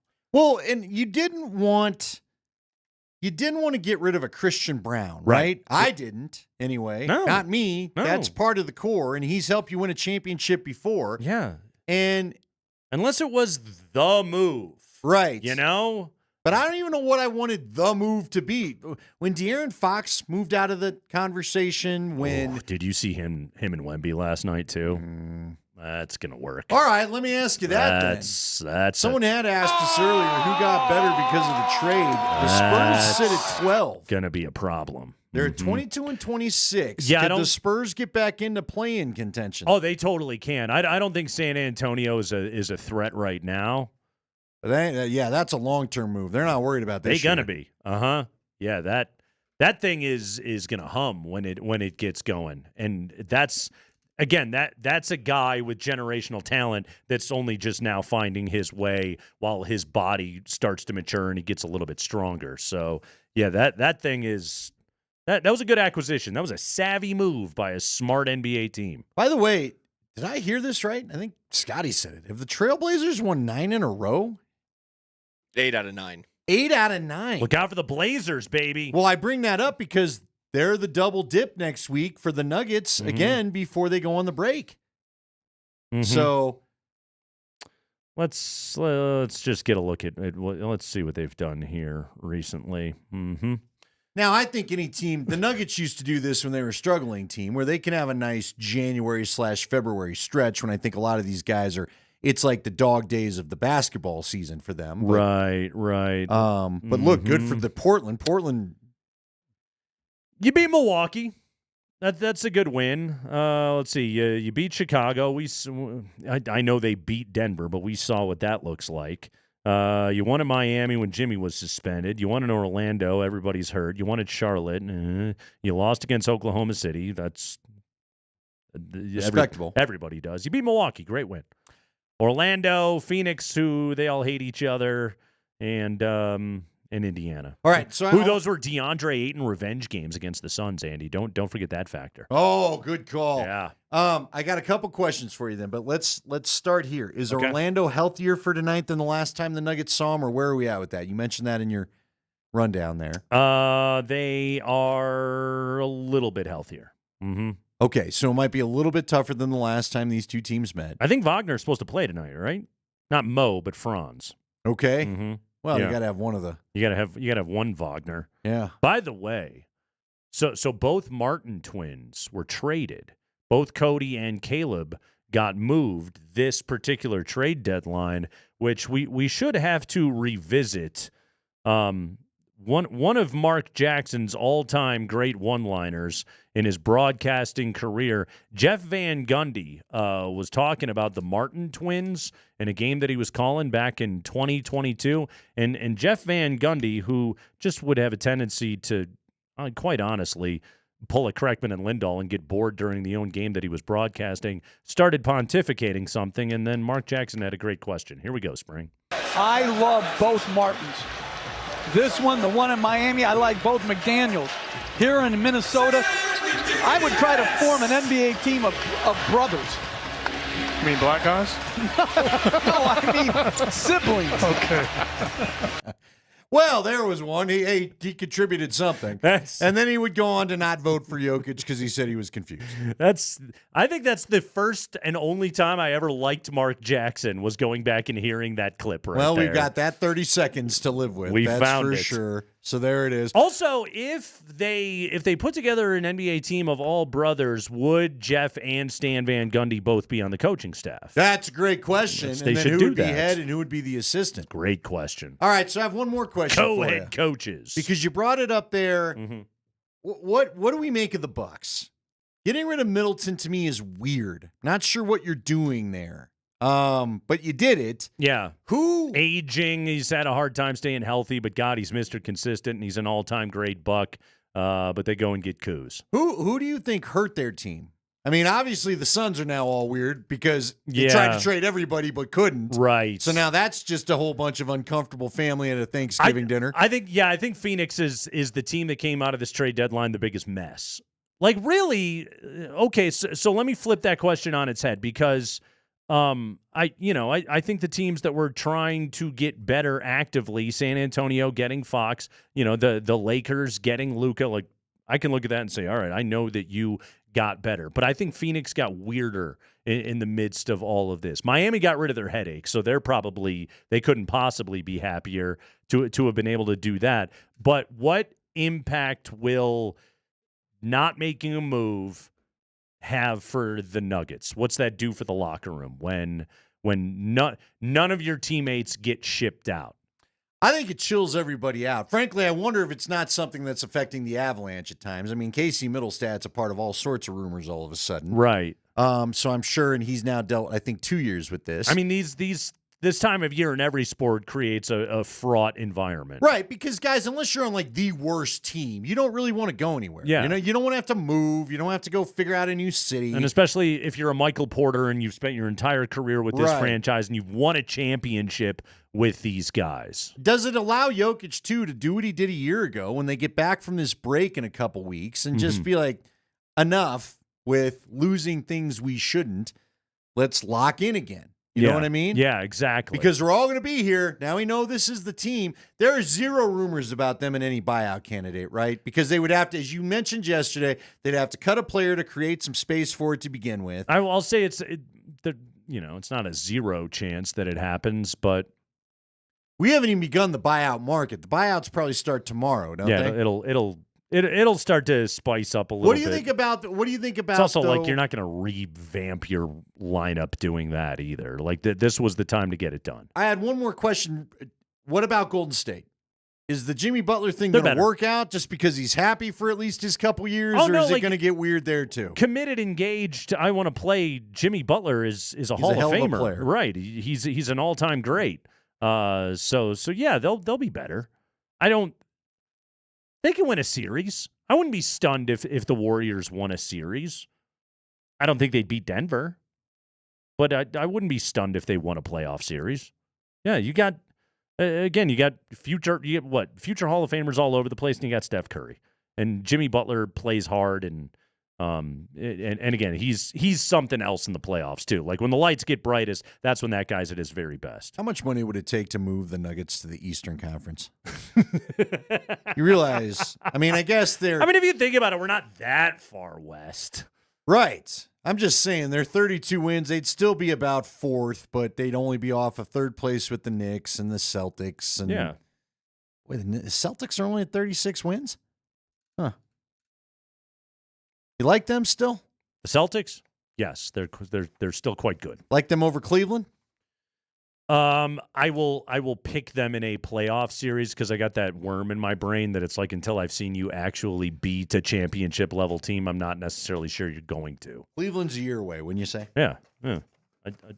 I don't know though. They're really damn good right now. Yeah, but I feel like the NBA more than anything. Didn't they get Karis LeVert too? They might have. I just feel like the NBA makes you have a couple heartbreaks before you get there. Yeah. Yeah, they're good, though. They are really, really good. We've got the 5 biggest stories of the day from around the NFL.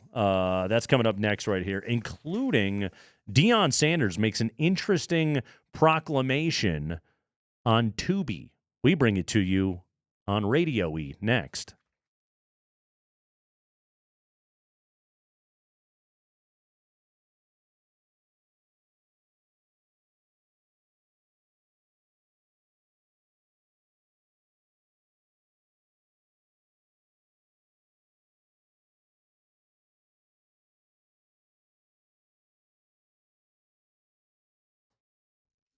Oh, I don't know, Marky. I can count pretty high. Hey, it's Nate Kreckman for Roller Auction. Roller Auction's government fleet vehicles and equipment auction is available to you right now. That's right. Bidding is open. Everybody and anybody can bid online right now. That's you, all right? Guys, bidding at Roller Auction, It's a pretty good time, and it's fun to shop through there. You're going to be amazed at the inventory available to bid right now. SUVs, sedans, vans, police interceptors, hell yeah. Pickups, utility trucks, plow trucks, shuttle buses, dump trucks, ambulances, Gigantic trailers. tractors. I went and looked at with you the other day. Hydro seeders, Andy, skid steers, attachments, and much more. There is a 2019 Ford F550 Super Duty XL four-wheel drive crew cab utility truck, only 34,000 miles on that thing. Talk about hauling capacity. Imagine what you could do with that thing. It's all available to bid right now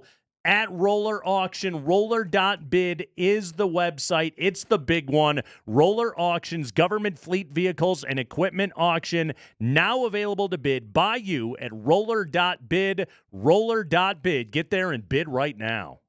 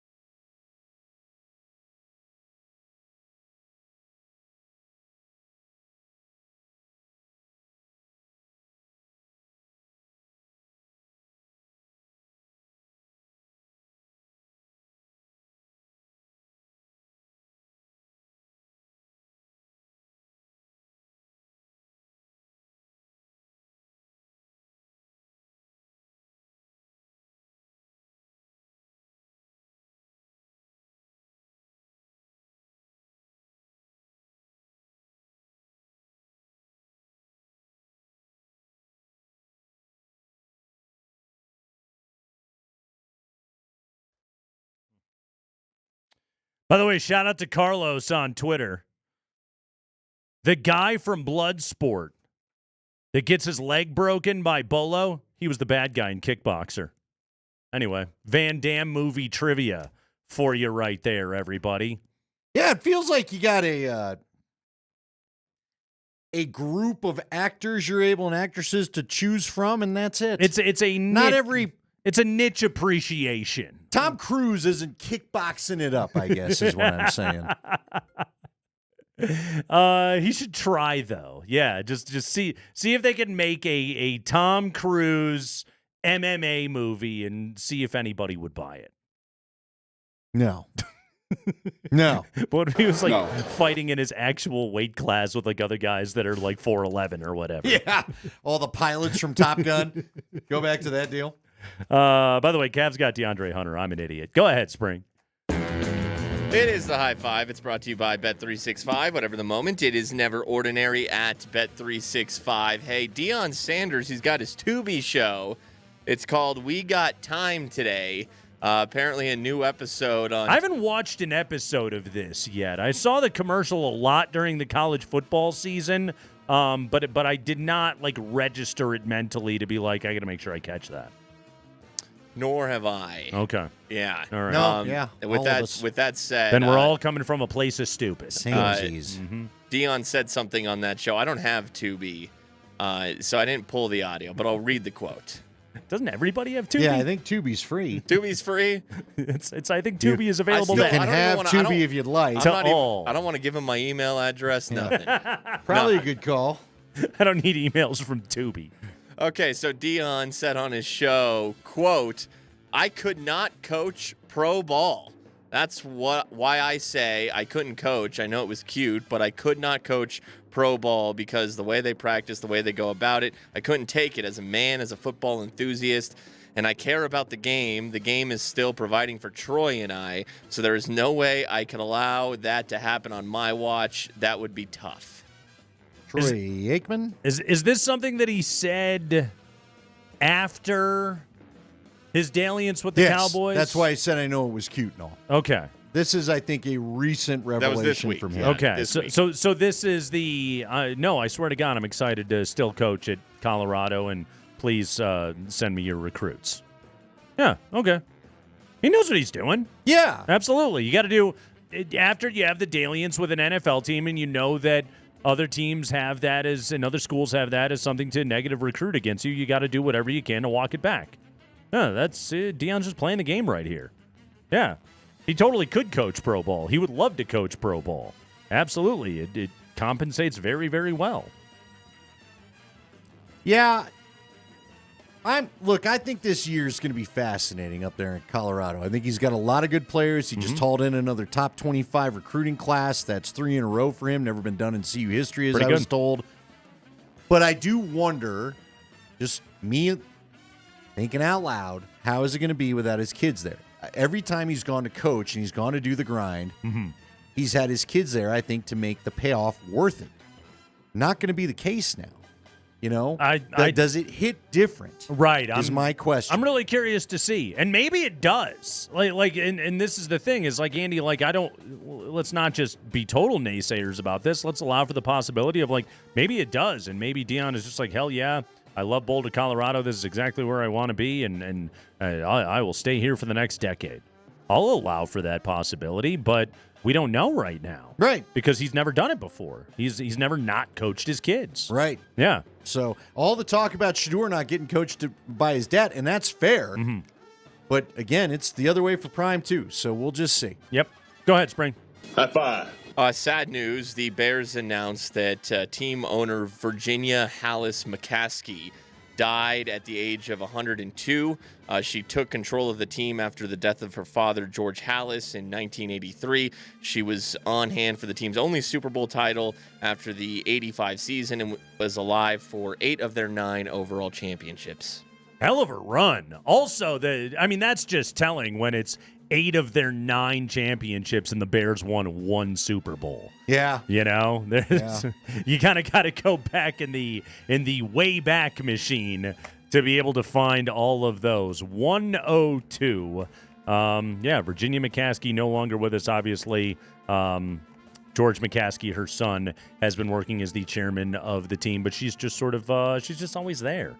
Yeah, she is. Do you think does this cause the team to go up for sale? Does this the Chicago sports scene? Is this going to cause any ripples in the ownership, or do you think that her son took over in 2011? It says at the end of this story, Spring gave us right. So do they just keep the ship that way, or do the children look to get out while the price is extremely high? Well, so this is one of the key differences between the McCaskey family and the Bolins was the Bolin kids never actually ran the team. The McCaskey kids have been run. Like Mike McCaskey was the chairman of the Bears back in the 90s, and then George took over 20 years ago, 15 years ago, whenever that was. So they've been running the team. It isn't like the thing ever, had to go to the awkward trust or anything like that. I mean, she's been very old for a very long time. Yeah. When you're 102, that's a lot of old, man. She saw a lot. That's decades. I'm there. sorry for your loss for sure, but no one can complain about getting 102 out of life. Good for you. Yeah, I don't think. She did have to watch the Bears the whole time. Well, still, you signed up for that. Yeah, but no, she. Help me out. She saw the entire history of the league, technically. Pretty much alive for the entire history of the NFL. Pretty much, right? Yeah. Pretty good run right there. Go ahead, Spring. High five.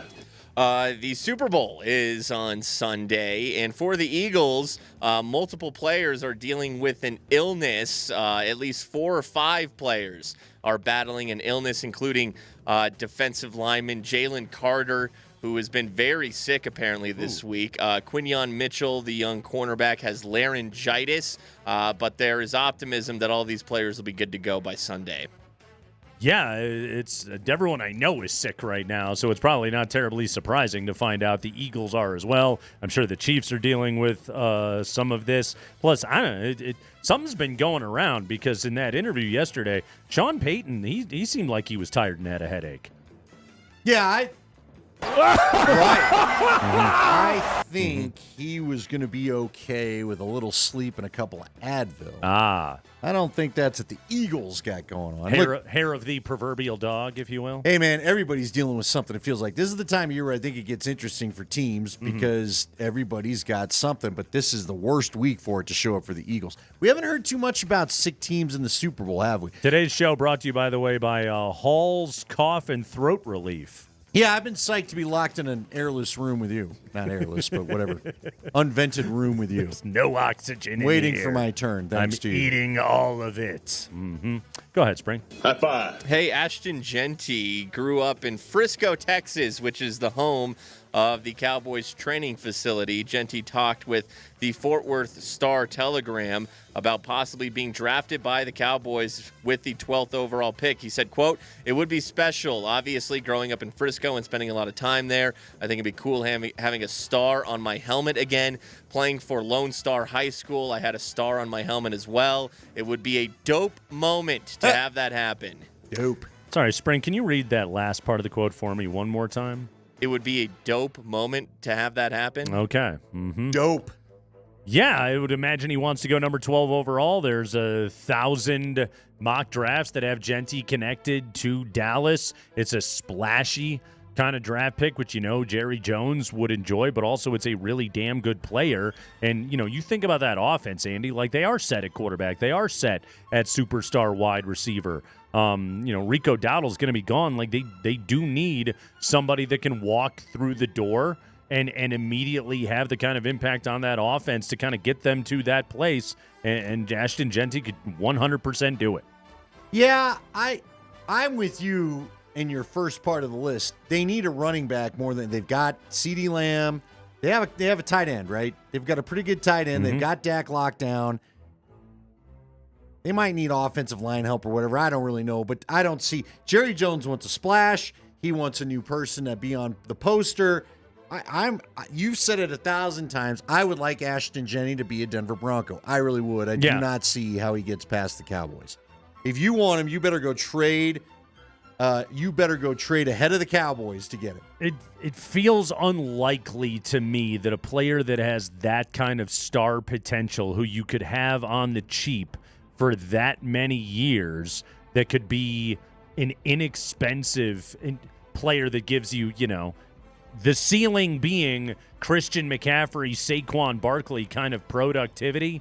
If you have a chance to get that for 4 years and not pay for it, I would say offenses that need weapons, and Dallas needs it. That would be a good pickup for them. Real quick. Yeah. Because of the famous quote there, I just looked it up. It says that dope, referring to something as dope, was a slang term in 1974. That's when it started to become popular. 1974? Yeah, so it goes back a ways. Who started it? I don't know. I'm looking at wordreference.forums, so I'm going to just trust them. What did you just put on the work computer? Yeah. Well, I don't know. .forum, .virus. Just said This is dope. Came out in rap records and was common speak among urban conversation, it claims, in 1974.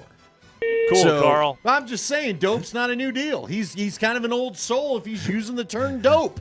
I felt like dope was a 90s thing, too. By the way, I like the way that's dope. Your use of urban right there. I am simply reading from wordreference.forums.com / I think Mark Jackson was on to what you were meant by urban right there. Also in the 1980s, according to the etymology of the word. What do you think of that?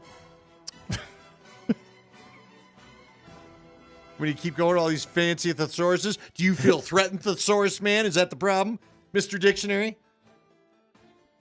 Anyway, let's talk about George Payton's his nephew. His nephew. Also, that's Commander Dictionary to you. Go ahead, Spring. Yeah, we didn't get to this yesterday, but we'll get to it here today. So Rob Payton is the nephew of George Payton. Apparently, Rob started working for the Broncos in 2017 in their front office, 4 years before George was hired. Before George showed up. Yeah, how about that? Wow, okay. I was yesterday years old when I found out about this. Wait a minute, so how would that work? If your nephew works for a team, but then you get hired by that team, because nepotism is like when your kid or your nephew then get them the job. Yeah, but if they are then getting you the job, what is that? Reverse nepotism? I don't know. Remember Brian Callahan hired his dad to be his O-line coach? His dad's a hell of a coach. He's a great Bill Callahan, great offensive line coach, former Nebraska head coach. I don't know what you call that. That's good. I don't know. Is it still nepotism? I don't know either. There's got to be a term for it. Shall I go to... Is that on dictionary.forum? Should I go word.dictionary? By the way, a dope city in the 2000s... Phishing scam? ...is a slang for a neighborhood where drugs are prevalent. So Rob Payton is following... we didn't get to the end of that story. The actual news portion of it. Okay, sorry. Yeah, he's left for the Jets. Yeah, he's going to join Darren Muji. Oh, he's going to work for the Mooch Yeah, now. with the Jets. Well, maybe blood's thicker than water. Not in this case. He likes hanging with the Mooch. Okay. Does the you Mooch... really want to work for your uncle? Do you have a cool uncle you'd work for? Is Uncle telling Dad too much of what you got going on at work? I don't need y'all up in my business. I have worked for an uncle before. Really? Yeah, it was fine. Uncle Sam? Who? My Uncle Lonnie. Lonnie? Yeah. All right. Yeah. You have a good time? Were you building houses? We were. It was fine. Hanging drywall? Yeah. That's a part of it typically. You didn't have like one specific. I've had a lot of friends do construction, but they had like the one specific job. Building houses, my friend. One was the framer, one was the drywall guy, man. one was great with the landscaping. Oh man, roofing's a fun day. You're doing all of it? Oh, I hated it. The heights of it bothered me so much. Yeah, walking on wall. There were dudes on crews that I worked on that could just like get up there, and they were like Simone Biles on the balance beam, just marching around. Yeah, I was standing there just going like, okay, I need something to hold on to. You know this sucks. What shuttered my insides? You know what I'm good at? Being the guy on the ground. Yeah, saying, hey, over there. Mm-hmm. What shuttered my insides is when our buddies at Golden Spike came and did my roof, and I've got one of those I got a walkout basement. Mm-hmm. I was like, please, at the edge of that roof, are we tethered down? Nope, that they're fall not. is making me sick. Here's what you find out. They're not. Yeah. Uh-huh. I went up on my roof one time and was like, yep, never again. When I was a kid, I didn't mind it at all, but we also had a smaller house. Mm-hmm. You ever jump off a roof as a kid? We had a garage roof that we jumped off of. Prove you're a tough guy. Yeah, I don't. There's information. Yeah. I don't need to reveal what I was doing as a juvenile delinquent. It's the Kreckman and Lindahl show. You're going to need to lay down and have some therapy. Do we have to talk in the therapy voice now? I might need an attorney. Man, how did that make you feel? I'm going to start discussing. Never mind. All right, coming up. My teenage vandalism days, all right? Yeah. Hey, we're not in Wakanda. You're all right.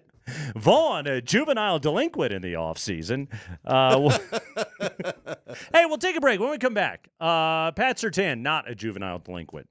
Okay? About to be DPOY. That's right. Patrick Surtain. Where are we going to rank this year on the big list of Denver sports greatness? That's next.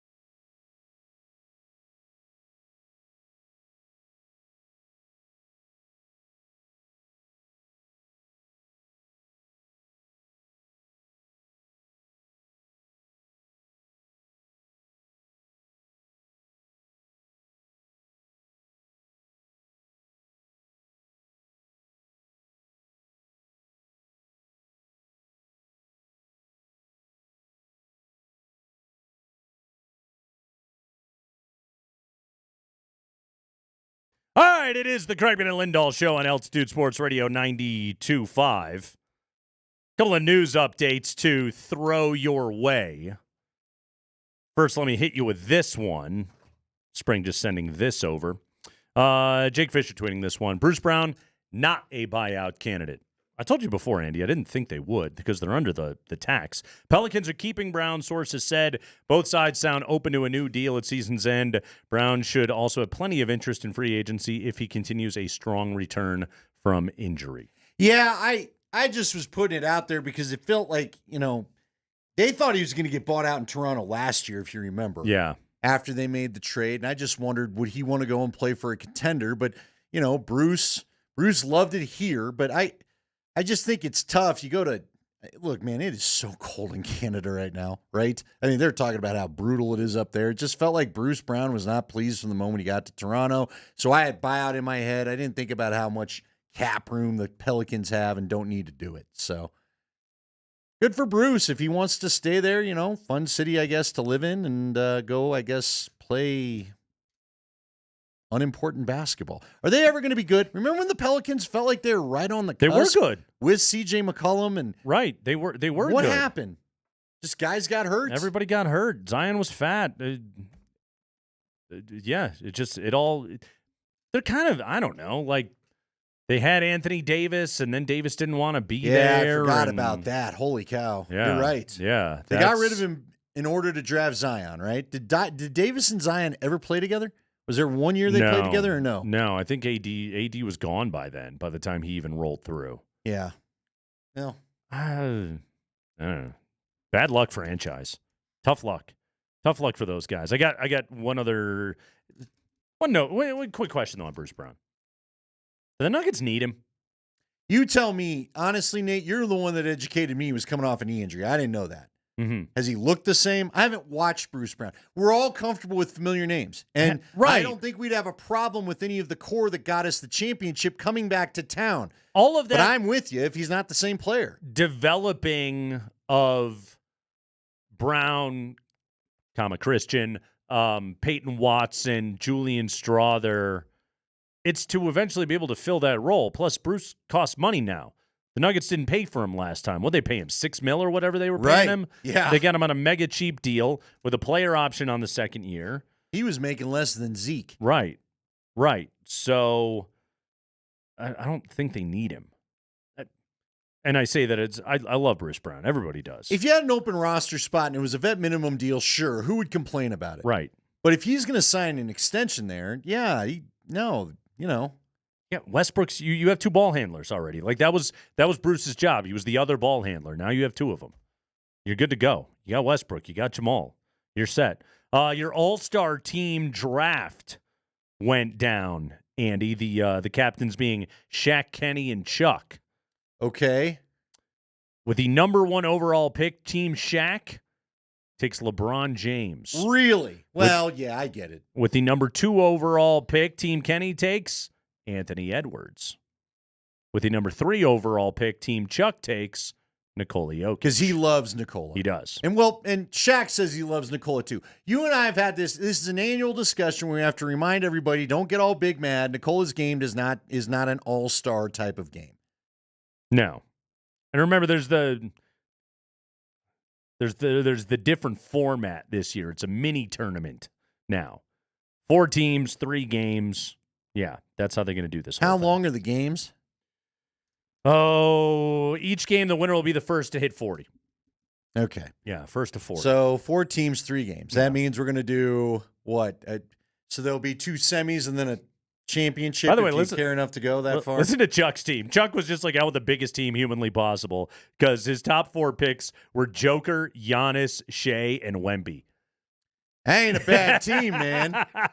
Wow. Yeah, he got Shea? That's the biggest team that has ever existed. How did he get SGA? When did he pick SGA? After Joker? Were they doing a snake draft or something? I'm assuming they would have snaked that thing. And so I would have thought that Kenny would have taken Triple J before Shea. I don't know.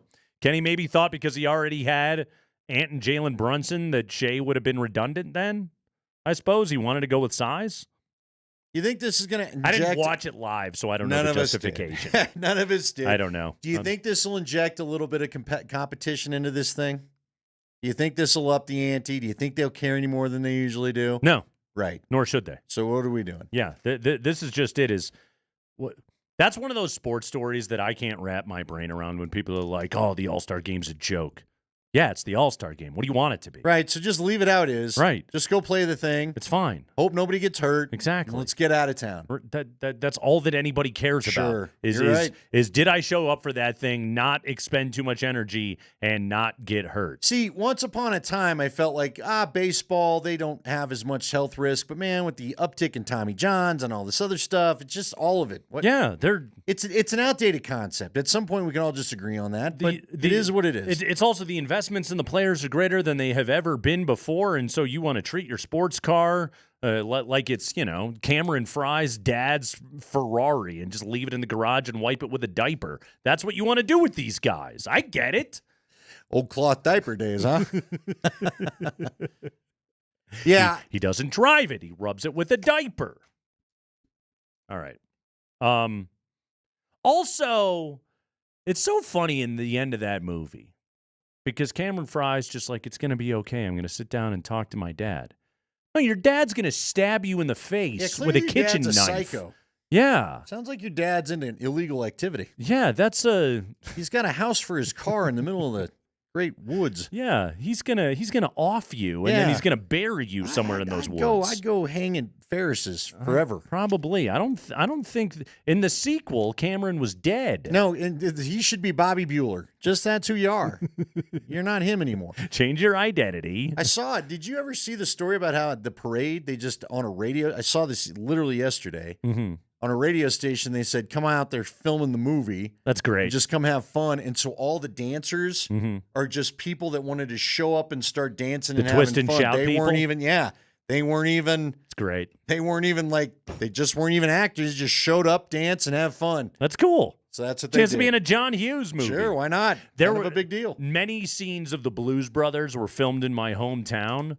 My high school math teacher, you can distinctly see him in one of the shots. You have to take a still and tweet it out or something. Yeah, but there's a ton of stuff from my hometown, Wakanda, Illinois, in the Blues Brothers. I've told you I've got an old classmate from Mullen, Marcus Fulmar, and he's been in Scrubs. Cool. If you go back to Is he just like an extra? Yes. Well, he's a character. Yeah, he's an extra, but he does do speaking parts. Like he was in How I Met Your Mother. So he's like a character actor. Yes, thank you. He's in How I Met Your Mother, and if you go to it's the first or the second season, he's helping. Marshall helps him as the UPS driver deliver packages, and he's got a speaking part in this whole thing as he drives through. And then he was every show I like, he seems to get at least a little bit of a part in every now and again. So that's fun too. Chris Marlowe was in Bosom Buddies. Chris Marlowe, when I looked up the IMDb, I had no idea. He's the coolest guy in this city. He is. Not this station. No, he's in this city. Chris Marlowe is a Renaissance John Elway man. would like a piece of Chris Marlowe's life, I believe. Yeah. No, they do not make them cooler than Chris Marlowe. That's why loose lips sink ships. He ain't talking about nothing. Don't ask him about it on the air. We ain't getting into it. That's right. And he smells of rich Corinthian leather. Yeah. Mm-hmm. Hey, he lives in Mrs. Sampras's neighborhood. That would be the girl next door for him. Well put. So Pat Surtain probably going to win Defensive Player of the Year tonight. I like Pat. Yeah, good to hear from you, Sean. Hope you like him more soon. Myles Garrett, Trey Hendrickson, Zach Bond, TJ Watt, your other nominees, I suppose, even though it's voting. Anyway, Surtain most likely going to win DPOY. By the way, MVP tonight, Lamar, Josh Allen. Josh Allen? That is a great question. They were fighting about this all at the end of the year. I think Lamar's going to get it. See, I feel like Josh deserves it because they basically took all his receivers away, and he had a greater season than ever. But, yeah, man, I don't know. You can't go wrong. Dan Orlovsky has said a number of times, just split the award. Just give it to them both. They're not going to. But. Offensive Player of the Year. Here's the funny thing is like Saquon's going to win Offensive Player of the Year. Lamar's nominated, but he's not going to win it. I think Surtain's going to get DPOY. Bo's not getting the Offensive Rookie of the Year. Jaden Daniels made that a runaway in the end. I think Jared Verse will win Defensive Rookie of the Year, the pass rusher from the Rams. He's the sack guy, yep. Yeah, exactly. Coach of the Year, Kevin O'Connell on the betting markets is the heavy favorite to win that thing over Dan Quinn or Dan Campbell. Sean Payton, by the way, is in the final 5. He will not win. Okay, so now that brings us. If Surtain wins Defensive Player of the Year. Yep. Okay. And I think he gets it tonight. Think of the MVP seasons that we have had here in Denver. It's funny because you could bring up like Marcus Camby winning Defensive Player of the Year in the NBA, right? Right. Are you talking about MVP seasons that don't end with a lot of pizzazz? It doesn't feel like the same thing to me, though, because, like, Defensive Player of the Year means you're the defensive MVP. Right. You just, like, you're not going to win MVP as a defensive player in the NFL. It's a quarterback award, let's be honest. That's who wins that award. We're at the point of our life now, Andy, where it's like the once a decade a running back will have a chance to be able to win that thing. But it's a quarterback award. That's what we know what it is. And so and football is just such a different game. It's like you're an MVP because you can't get any greater honor at the position that you play. Like no cornerback is ever going to be NFL MVP. So it's essentially what it is. You think of so Joker's got his 3 MVPs. Broncos got Manning, TD, and Elway. Elway was what, 87? Larry Walker has one. 97. Larry Walker is for the Rocks, the only MVP in franchise history. McKinnon obviously won the Hart last year.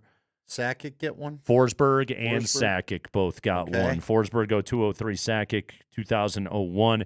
Cale McCarr won in Norris 21-22. And a Conn Smythe. Yeah, he got that too. Avs have never had a Vezina. Wah never won that in Colorado. We won it in Montreal. But okay, so when you think of like those kind of recognized as the greatest regular seasons ever accumulated in Denver sports history, where do we rank a Pat Surtain? Well, for a 10-7 Bronco team, probably like the record, middle of the pack. Mm-hmm. You know, I mean, when you mentioned Sakic in 01, that was a championship year. They won the Cup. Yeah, so that's going to go ahead of it, right? I mean, Forsberg and McKinnon, they were championship windows, right? Same with Jokic. He didn't actually win the MVP the year they won the title. That's what's crazy, the right? Embiid year, yeah. The year he didn't win it, he got the dang title. Mm-hmm. You should all root against him getting it ever again. I don't know, Nate. I'm very proud of him for getting this done. He had an amazing season. I think he's an incredible player. Yeah, he's very very deserving. He is very deserving. Mm-hmm. But it still was you snuck into the playoffs with a 10-7 record. Yep.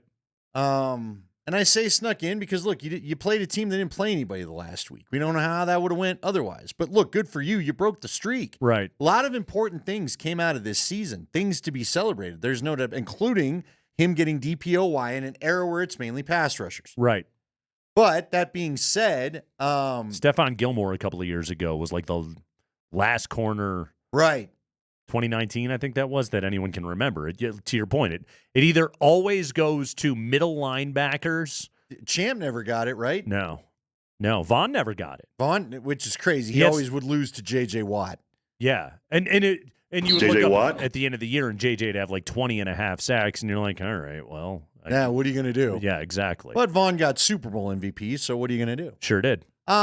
Yeah, it's a middle of the pack kind of deal, I guess. I think it's a fantastic award. I think it shows your importance of the guy. It cements him as the best corner in the game, clearly, and all that's important. But I also think it's going to be one of those things where if you and I were to still be doing radio 10 years from now, we'd probably have to look things up and remember, oh, yeah, Pat won one. Remember Bo's rookie year? Pat won Defensive Player of the Year? Right. It'd be something like that. Maybe because we'll we're all gonna remember think- it because it's so unusual Yeah, I for would a say that. corner to win that award. I would say that, but I mean, again, I had to ask you, what are the years that I don't remember the Forsberg years that he won it because they didn't win the Cup that year so much. You know what I mean? Yeah. And Larry Walker, I'll always remember Larry Walker's just because it was the first cool thing a Rocky did, if that's fair. It's also the last cool thing a Rocky Yeah, did. probably. Well, I mean, held man Hall of Fame, all of that, but Thank you. but you know what I mean? It was the first time you had the dude in the game. Yes. Playing for the Rockies. Right. So that was pretty cool.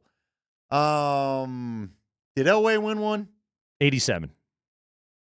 Well, they went to the Super Bowl. But see, again, if you go to a big game and lose it, because Manning's was 2013, you said, right? Yeah. Yeah. Yeah, that's, I mean. Elway and Manning both lost Super Bowls in those years. MVPs and championships are, Those are what you remember.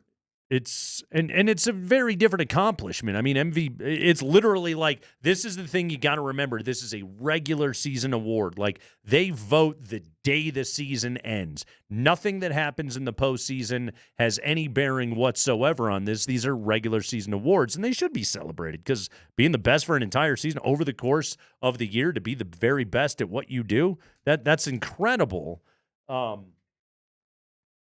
Broncos do have another Defensive Player of the Year, Gradishar, 78. Good for, yeah. He was the first to have ever done it. Like we said, Von Miller never won one. Champ Bailey never won one. So Surtain to be the second in franchise history to have ever done it.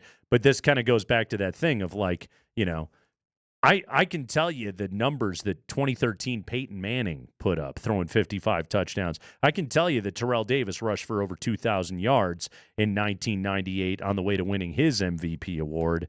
Again, it doesn't take anything away from Surtain's accomplishment, but it is just like, hey, remember all that time that he covered that dude? And nobody threw at him? They didn't throw it over there? Well, see, what I remember in this moment, I still remember Joe Burrow, where I know he wanted to go one way and Surtain was there, so he didn't. Yeah.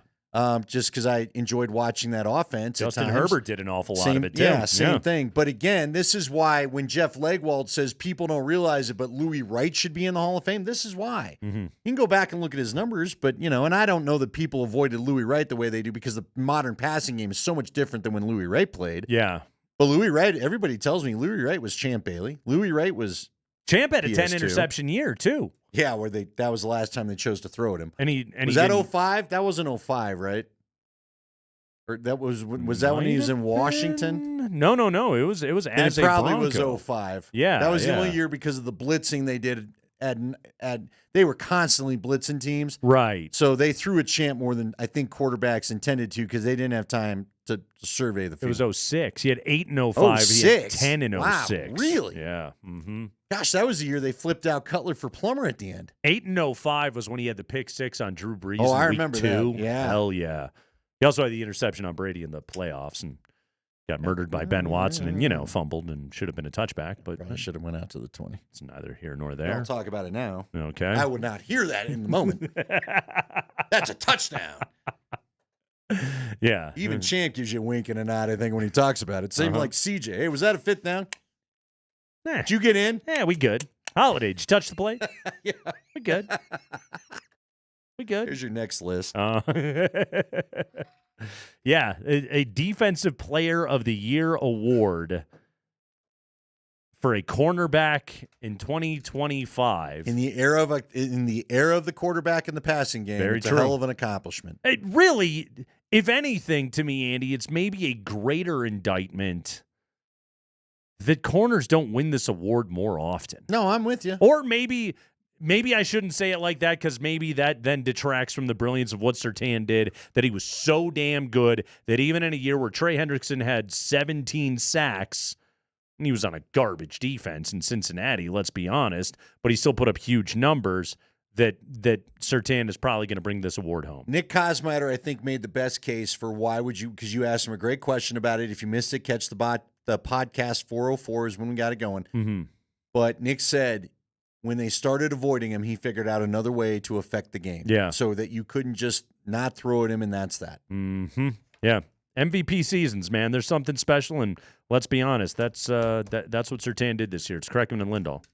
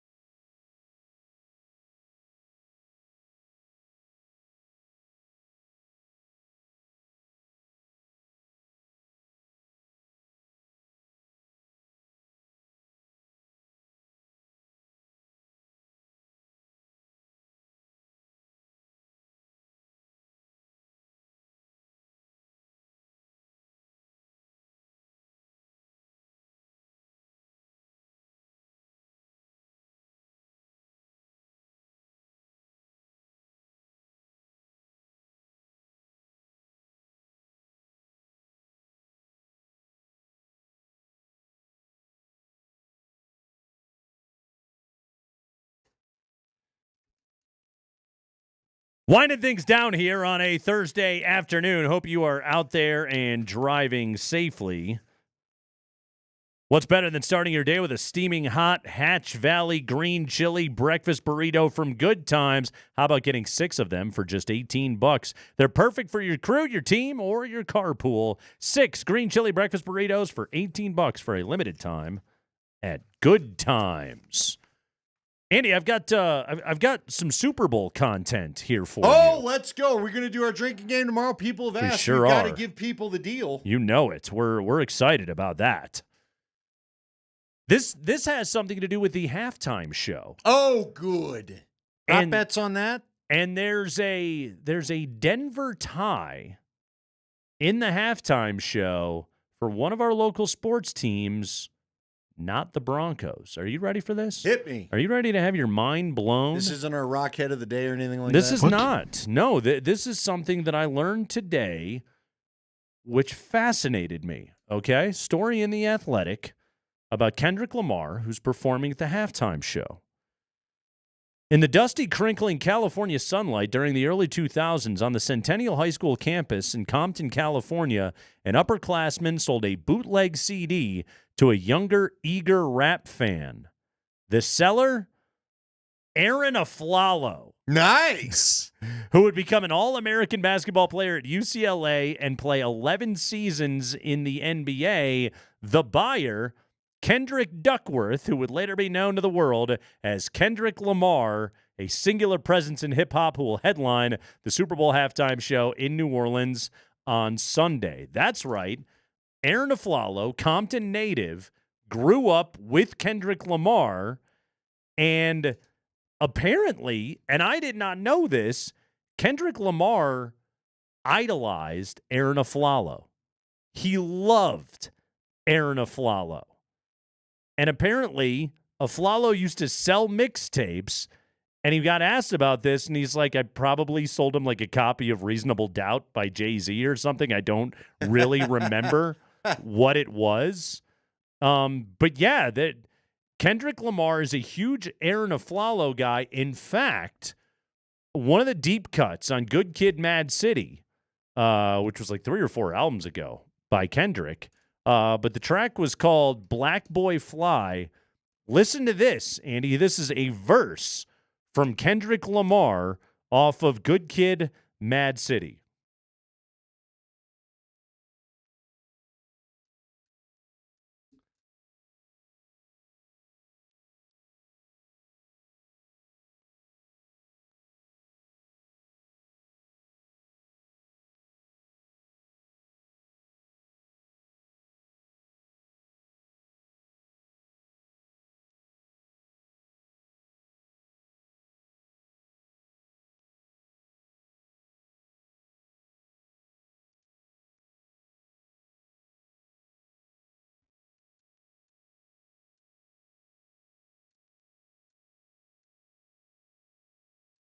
That's right. Kendrick had a verse about Aaron Aflalo. Yeah. How about that? That is a deep cut right there. I'm kind of bummed because we had Aaron Aflalo on the program last fall. I wish we'd have known about this. Again, deep cut. Deep cut off of one of Kendrick's earlier albums. What song was that again? Name of the track is Black Boy Fly. There we go. Someone hit us up about that, and someone says there's a whole song about him. That must be it. It's off of Good Kid, Mad City, which was the album before Pimp a Butterfly. Obviously, like that was sort of like when Kendrick was in his, like avant-garde jazz phase. Wow, and he was very music critic. Unbelievable. Have you ever listened to Pimp a Butterfly? No. Oh, it is that thing. It'll hit you in the soul. It is such a good record. Again, like he's the biggest. He's the biggest rapper on the planet today. But also this verse is so cool. It's just about how hard Aflalo worked to get out of Compton and do all these things. And it's so funny to listen to Kendrick just rapping about, of all dudes, just again. Spell check Aaron Aflalo. All right. So do we have to throw in something in the in the drinking game if Aaron Aflalo makes a guest appearance on the halftime stage? That'd be amazing. Because that's what the Super Bowl is all about, just rolling people out for it, right? That'd be a good deep cut right there. I mean, I know he has no connection to the NFL, but it's Kendrick's show. Bring him on out. It's kind of one of his more obscure tracks. That'd be like if Jay-Z would have brought out Juan Pierre. Listen, we got a Super Bowl where Britney Spears and Justin Timberlake sang with Aerosmith. I think we can do whatever we want. Somebody get Aaron Aflalo out there. Aaron Aflalo is such a nice guy, too. Spring, you think we can try to get him back on? Yeah, let's even get Aflalo Let's tomorrow, see if he Spring. wants to talk about Kendrick Lamar a little bit. Make it happen. Maybe. All right. He'll effort. Why not? He's on it. Listen, we've got plenty of no's. What's another one? By the way, speaking of Defensive Player of the Year, Aaron Aflalo was 17th in Defensive Player of the Year voting in 09-10 with the Nuggets. He was they could use a little Aaron Aflalo defense on this team. Really nice player. Yeah, really, really nice player. Funny thing about him, too, is he's sort of like he showed up the year after they went to the Western Conference Finals, and then he disappeared the year before they won 57 with, Ty and Gallo and Iguodala. I guess Gallo got hurt that year, and Fareed and everybody. Stalwart player, though. Good NBA player. Aaron Aflalo. You know what I was bummed about? I wouldn't wear this. Robert Pack was in town last night. Did you see him on the social set hanging with Vic? I did not. Dude, one of the coolest. Love still Robert one of the Pack. coolest Nuggets players in Nuggets history. I'm sorry. 6'1" guy Duncan. Hell yeah. Give it to me. Can't do much better than that. Does Kendrick have any tracks about Robert Pack? He should. We'll see. Sorry you didn't cross paths, pal. That is pretty cool, though. I know. That's awesome, right? That is, again, Juan Pierre, how many baseball players get shouted out in hip-hop songs? Juan Pierre's got a shout-out from Jay-Z. It's out there. That's going to do it for us this afternoon. We're back tomorrow at 3 o'clock with our Super Bowl Spectacular, a.k.a. talking about the Nuggets and the Magic mostly. But we look forward to chatting with you play then. tonight, too, That's against right. Calgary. Got the Flames. Where it's going to be about minus 55. Got the Flames tonight. How do you feel about it, Andy? Are you going to be in a good mood? I don't know. I got no idea anymore. I got no idea. All right. Well, that's the name of our radio show. They show. play the Oilers on Friday. Sure do. Canadian swing. Blitz coming up next. Good night, everybody.